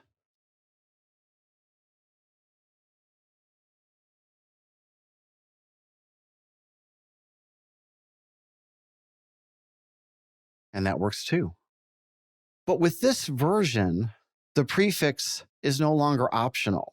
I can't just say concat A, B, C and get the arrow. Now A has become the prefix. Notice there's not a dot here. It is our prefix to A, B, and C. In fact, if I included some more here, it might be more noticeable that there isn't a dot between the A and the B. There is a dot between the remaining ones. So this makes the prefix required, but we want the default to be that arrow, the way the function was at the very beginning. So let's try redefining the function, giving a default value to prefix. And so we'll set this up, that's our default value.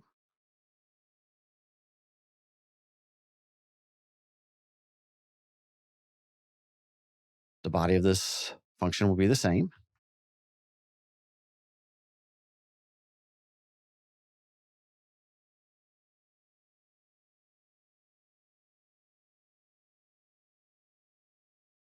And so,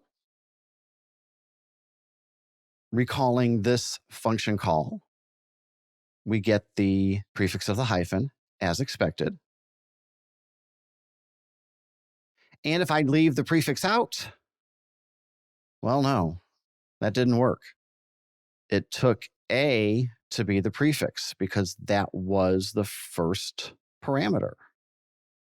So we're still not using the optional default value for prefix. Whatever we supply first, that is the parameter, that is the value being used for the parameter prefix. We could try specifying a value for prefix. So we say concat prefix equals, we'll do 2 slashes, then A, B, C. But it doesn't like that. We get a syntax error that the positional argument was following a keyword argument. So the keyword argument has to be last. So let's try that.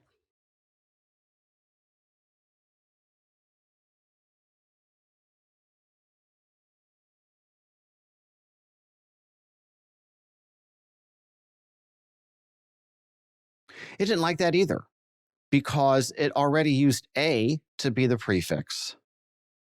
So when I try to specify another value for prefix, it didn't like that either. So the solution is to specify prefix after the variable number of positional parameters. That way, Python will know to expect that. We're going to define concat one more time. We'll use the variable number of positional parameters first. Then we will specify prefix and give it a default value of the arrow.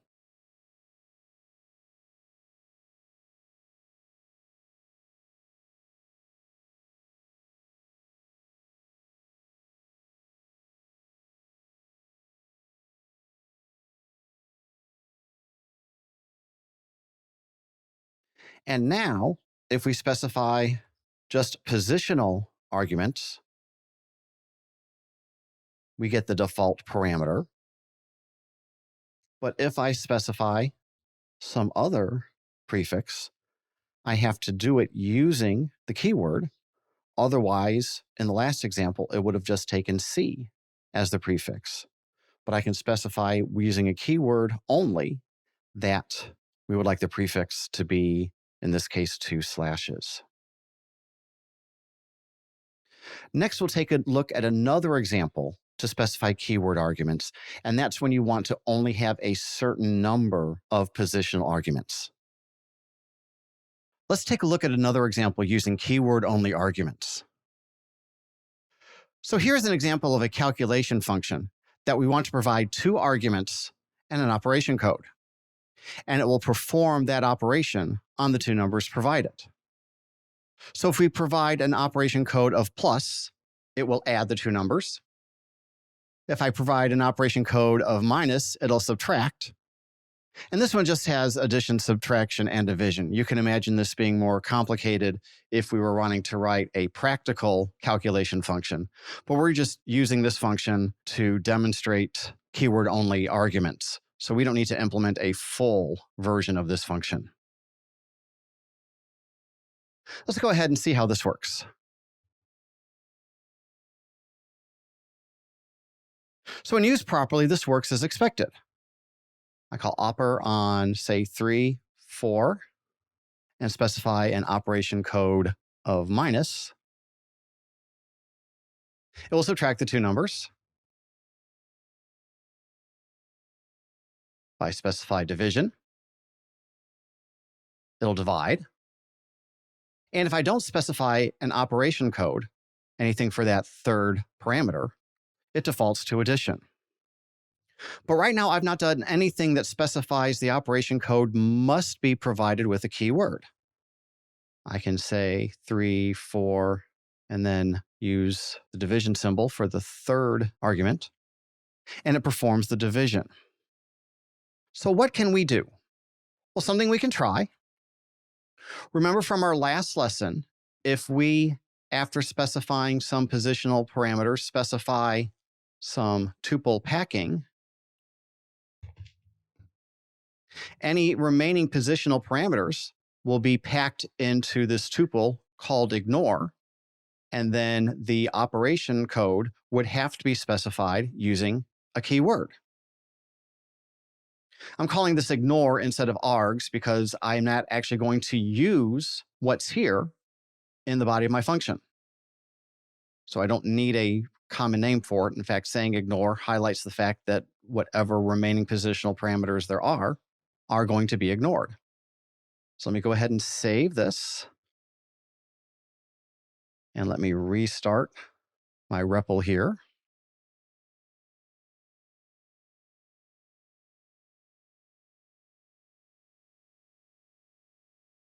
Things are a little bit better.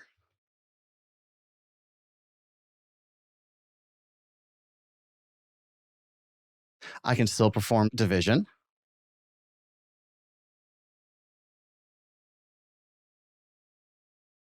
And subtraction. Addition works by default. But now I can do some unusual things that really don't make sense. I can put in an additional positional parameter that's going to be packed into the tuple that's ignored. So I still am going to do division in this case. But even more unusual, if I accidentally try to specify the operation code argument positionally, I'm going to get addition again because in this case, the slash was also packed into that tuple. Here's the solution. Starting with Python version 3, you have available what's called a bare variable argument parameter, where you just use the asterisk, but don't give it a parameter name. And so the header of our function would look like this. The parameter list would be x, y, asterisk, and then op equals, and then the default value for the operation code. So let me change my function to do that. And what this symbol means is there are no more positional parameters. What follows must be specified by a keyword. So let's restart this again.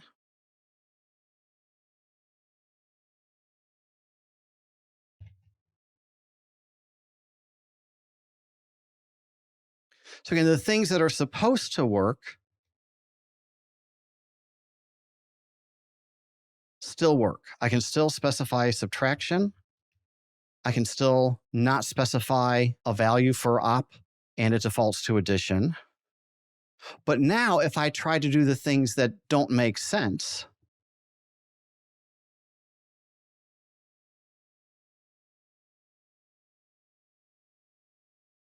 I get an error message.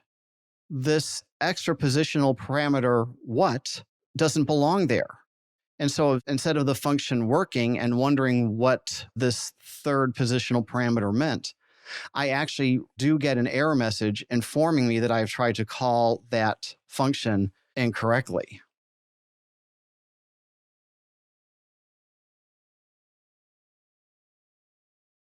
And again, same thing if I try to provide the operation code as a positional parameter. So now we have a function that requires two positional parameters for the two argument values we want to operate on, and as a keyword parameter, the value for the operation code. And now that operation code must be specified using a keyword. Next, we look at how to specify that some arguments must be provided positionally. Now that you've seen keyword-only arguments, let's take a look at positional-only arguments.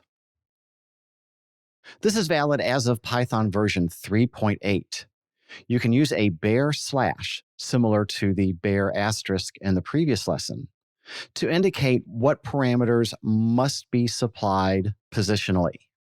And so in this example, where we define a simple function f to take three parameters and display them one at a time, the use of the slash indicates that x and y must be provided positionally. No requirement is made on z. It could be provided positionally or using a keyword. So if we want to see that in action,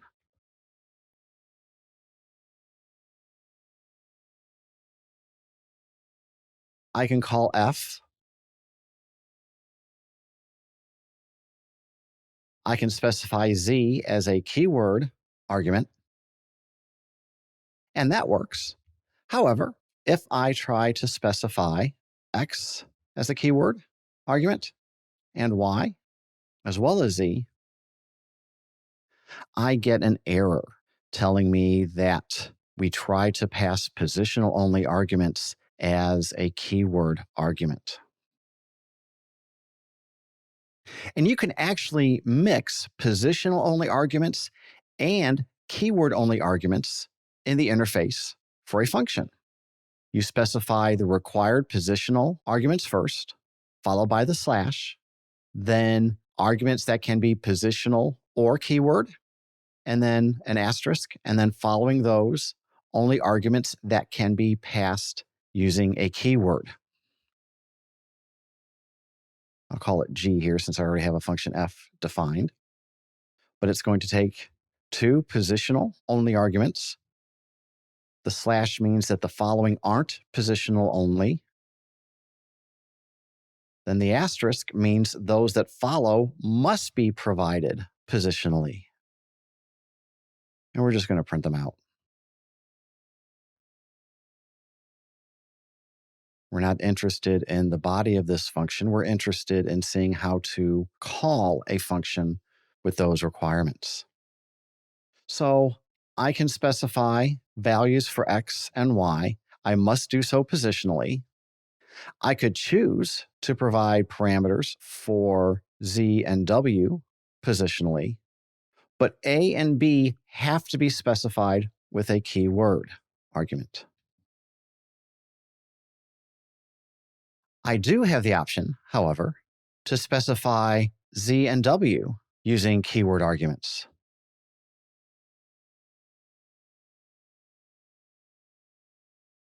But I can't specify y with a keyword argument. And once I specify one keyword argument, I have to provide all of the others using keywords. But I get the error that y must be positional. I can't supply it as a keyword. And if I try to supply a and b as positional arguments, I get a similar error that I provided more positional arguments than was expected. So this gives me a way to really fine-tune my interface to my function to specify what can be or what must be positional and what must be keyword. So again, x and y must be provided positionally, A and B must be provided using keywords. And in this example, Z and W can be provided in either way. Next, we will start taking a look at other aspects of writing functions, and those are about documentation, communicating to other programmers what your function does and how best to use it. Now that you've seen the variety of ways that you can provide an interface to using your function, let's talk about other ways that you can communicate to other programmers how your function is supposed to be used. It's considered good programming practice to provide documentation to other programmers on how to use your function. Information about what the function does, what it returns, if anything, and what parameters, if any, that it needs. You'll also find it useful yourself, for when you come back and visit a project, having good documentation will remind you what it was you were thinking when you wrote those functions. Python provides function documentation through what it calls a docstring. A docstring is created when the first line under a function's header is a string literal.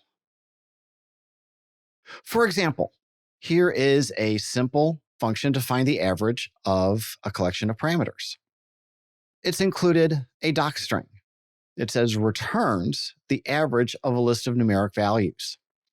Typically, we use triple quotes using double quotation marks to write this string literal. If the documentation fits on a single line, we begin and end with the triple quotes on that same line. On the other hand, if you use a multi-line string for your documentation, then the first part of the string appears on the first line under the function header, but then the docstring is closed with the triple quotes on a line by itself. So here is another generic function called foo. It takes two parameters. We have a description that this performs a foo transformation, where bar represents the magnitude along one axis and baz represents the change of magnitude along the other axis. So again, string literal, which conventionally we use 3 double quotes to begin. Averages docstring fits on a single line, so the ending triple quotes are on the same line. On the other hand, foo's docstring is much longer, and so we have the closing quotes on a line by itself. Notice where this documentation appears. Many Python editing programs will provide you the documentation when it sees you using that function name. And so we see this pop-up window showing the docstring for foo, just as we've typed it. And here's the docstring for average, AVG. Additional ways to view the docstring, we can refer to its attribute doc. That is a dunder attribute, an attribute that begins and ends with 2 double underscores. And so within our program, or here in our REPL, we can say print, and then the name of the function, and then its dunder attribute doc. And it shows up that way. While running Python, you can also use help, followed by the name of the function. And depending on how your program displays help, this provides a separate window, but your documentation is shown that way. There are many styles to docstrings. Which one you use can depend on a number of factors. If you're involved with an existing project, it would be best to match the style that they use to create consistency throughout the project. For your own work, find one that suits you best. Look at the different styles that are around and pick the one that seems to match how you like things presented when you're viewing them. Next, we'll take a look at another way to document your functions interface, and that's through annotations. As you've just seen, docstrings are one way that you can provide documentation for your function. Another way is through what are referred to as function annotations. This is a feature of Python that begins with version 3, and it's a way to attach metadata to your function's parameters and return value. For parameter, you create it by following the parameter name with a colon and then providing whatever annotation goes with it. For the return value, following the parameter list, you use an arrow and then the annotation before the colon that ends the function header. The annotation you create can be any valid expression or object within Python. That information is saved as a dictionary under the Dunder attribute annotations, which, like other function attributes, you can access using the dot operator. So here's an example. Create a function f. It has a parameter called a. We're going to provide an annotation for it. And that's just going to be a string that says this is parameter a. We'll do the same thing for b, and we'll annotate that with another string. Although these don't have to be strings, this is just one example. And then following the parameter list, we can include an arrow to indicate an annotation for the return value, which in this case is going to be another string. And then we follow that with a colon. We're not interested in doing anything. We want to access the annotations. So this creates a dictionary, and we can see it using the dot operator and the name annotations. Remember, a Dunder name begins and ends with a double underscore. And we can see that we get a dictionary where the keys have been either the parameters as a string or the word return, and the values associated with each is the annotation we provided for each one. And so we can access individual values. Since this is a dictionary, if I want to know the annotation for the parameter a, I can specify it that way, and that's its annotation. And if I want to know the annotation for the return value, I type return as a string for the key to look up in the dictionary, and it tells us the appropriate annotation. We don't have to use strings, and here are a couple examples, and I want to look at the first one right now. I can provide typing information. For example, I can say that a should be an integer, and that b should be a string, and that this function is going to return a floating point value, which it does. And so if I want to take a look at this,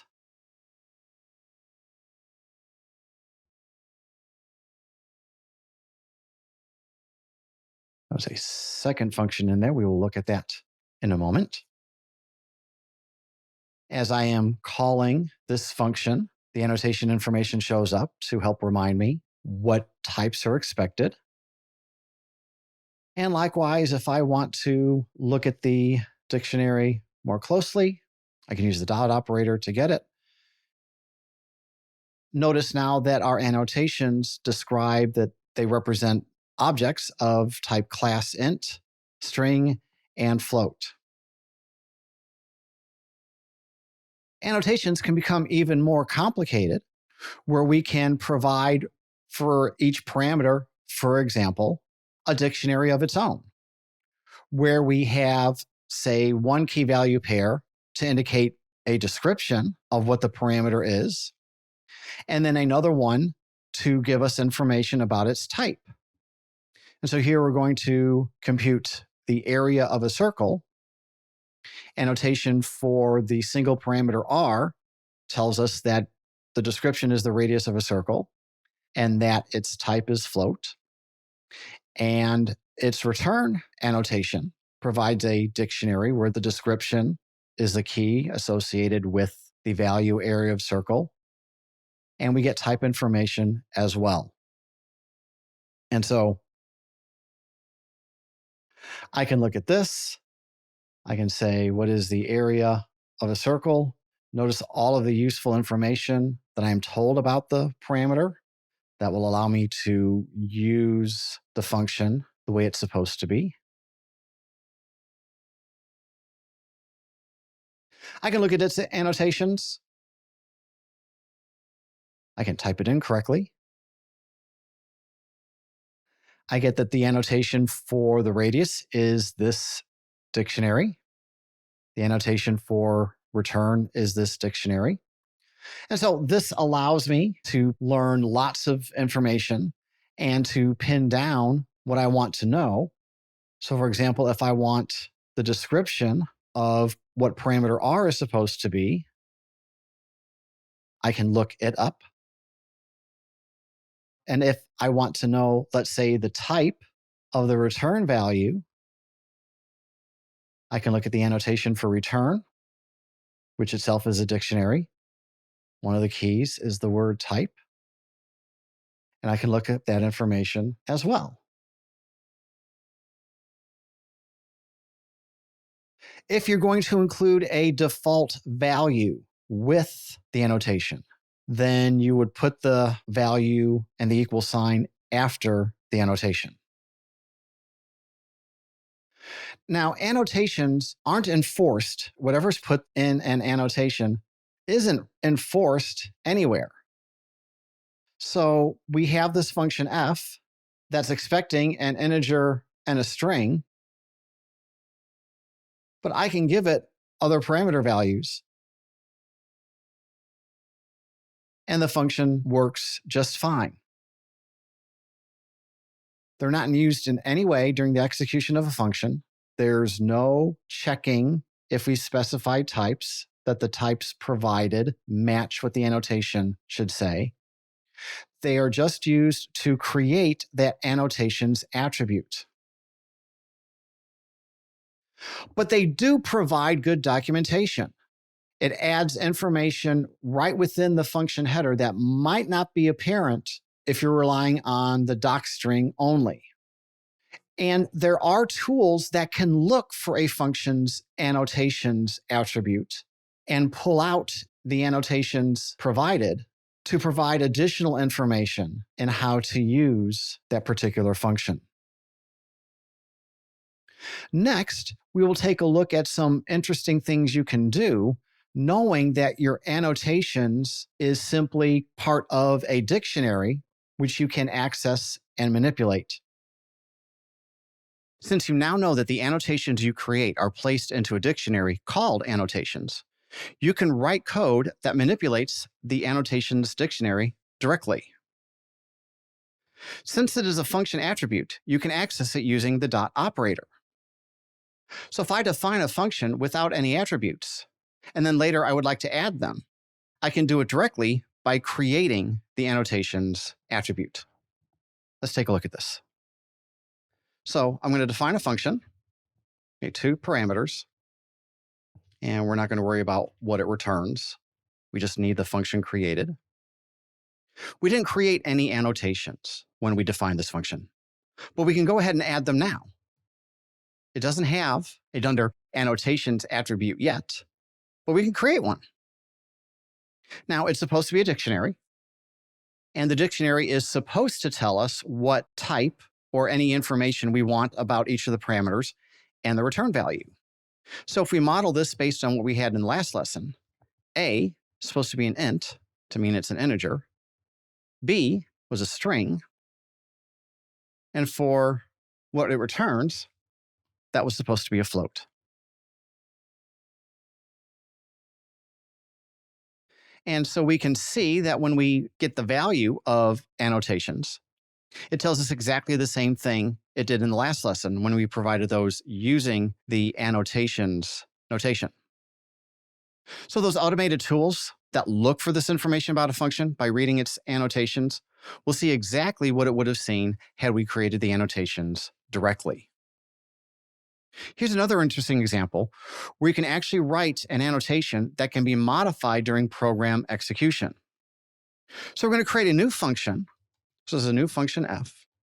And we're going to say that its return annotation is 0. And so when the annotations attribute is created, there's going to be one entry in the dictionary. The keyword is going to be the string return. And the value is actually going to be the number 0. And so here's what this function is going to do. Because we can access that value within the dictionary, we specify the name of the dictionary and the keyword. This is now referring to the 0. That's the value that's there. And I can modify that. I can actually increment that by 1 as the first line of this function. And then just to see that things are happening here, let's have an output statement. Let's print that out using an f string. We'll say the function f has been executed. And here we're going to have the value of returns value in the dictionary. So f dot double underscore annotations. And we want the value associated with the keyword return. And so whatever value is there in the dictionary is going to be displayed in that part of the string. And then just to clean this up, we'll say how many times it's been executed. That closes the f string. That closes the print statement. And that concludes our function. So when we define this function, we created the annotations dictionary that had only one key value pair, the keyword return, paired with the value 0. But each time we run this function, we're going to get that value and increment it by 1. And so if we call the function, we get that the function has been executed 1 time. If I call the function again, that value in the annotations dictionary is incremented again. And now we get that this function has been executed twice. And this will continue to increment every time we call it. And so annotations keeping metadata about the function, in this particular case, is keeping track of how many times the function has been executed. And generally, because the annotations you create are stored in a dictionary called annotations as a Dunder attribute, you can access it with the dot operator and use it however you need to. Next up, we'll take a look at how you can write code to enforce any types that you have written in function annotations. Just because Python doesn't use your attributes to do any type of type checking doesn't mean that you, as a programmer, can't do it on your own. Let's take a look at how that might be done. Here is a function which is designed to check if the parameter values provided match the type that's expected based on the annotation. It takes 3 parameters, and we would like that A is an integer, B be a string, and C be a decimal value. To look at those values and their types, we're going to import the inspect library. That allows you to write code to inspect objects that exist while your program is being executed. And in this particular case, we would like to get information about the arguments and their values when this function is called. So the variable args is going to store the arguments that are passed to this function. And annotations is going to store a collection of all of the annotations associated with this function. And we are going to iterate through our collection of arguments. So the first time through this for loop, x is going to represent the first parameter and its argument value. Second time through, it's going to represent b. And third time through, it's going to represent c. And we're going to have an output statement for each parameter. We're going to list its value. We are then going to look up in the symbol table each value. Locals returns the symbol table as a dictionary. The symbol table simply is a list of all of the variable names that exist and their associated values. And so we're going to find the type of each argument. First time through A, second time through B, third time through C. We're going to see what type the argument actually is. Then we're going to look up in annotations what the annotation wants it to be. And then we'll apply a conditional. We're going to check to see, is the type of the argument the type that the annotation is expecting? And so the first thing we will see for each argument is its type. The second thing we will see is what the annotation wants its type to be. And the third thing will be either the word true or false, depending on whether the argument type matches what the annotation says it should be.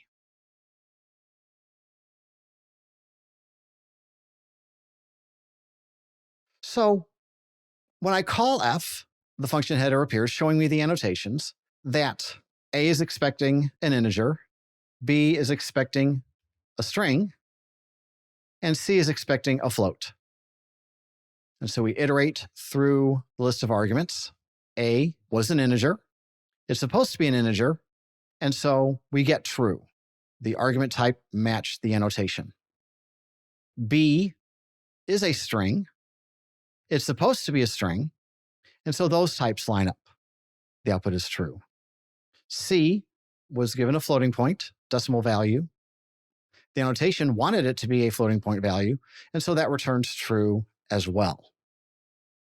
If I provide values that aren't what's expected, then for each one that is not correct, the last part of the output is going to be the word false. In this case, all three of them are wrong. A was a string, an integer was expected, and so those types don't match. We output the word false. Likewise, B was a float, it's expected to be a string, and C was an integer, but it was supposed to be a float. And you can have some correct and others incorrect. So here we can see that A and B were of the types expected, but that C wasn't. Now, this could be important if your particular function depends on the values being the appropriate types. And so what you could do is take some steps to prevent the function from continuing if one of the types was not correct. Perhaps best throwing an exception or otherwise not running any more of the function because the parameter types not being correct will cause other issues in the function later. PEP 484 describes a scheme for doing some static type checking in Python, and there is a type checker called MyPy, which is built on that. So even though Python doesn't enforce any type checking using attributes, there are certainly ways to make that happen. Next, we'll wrap things up.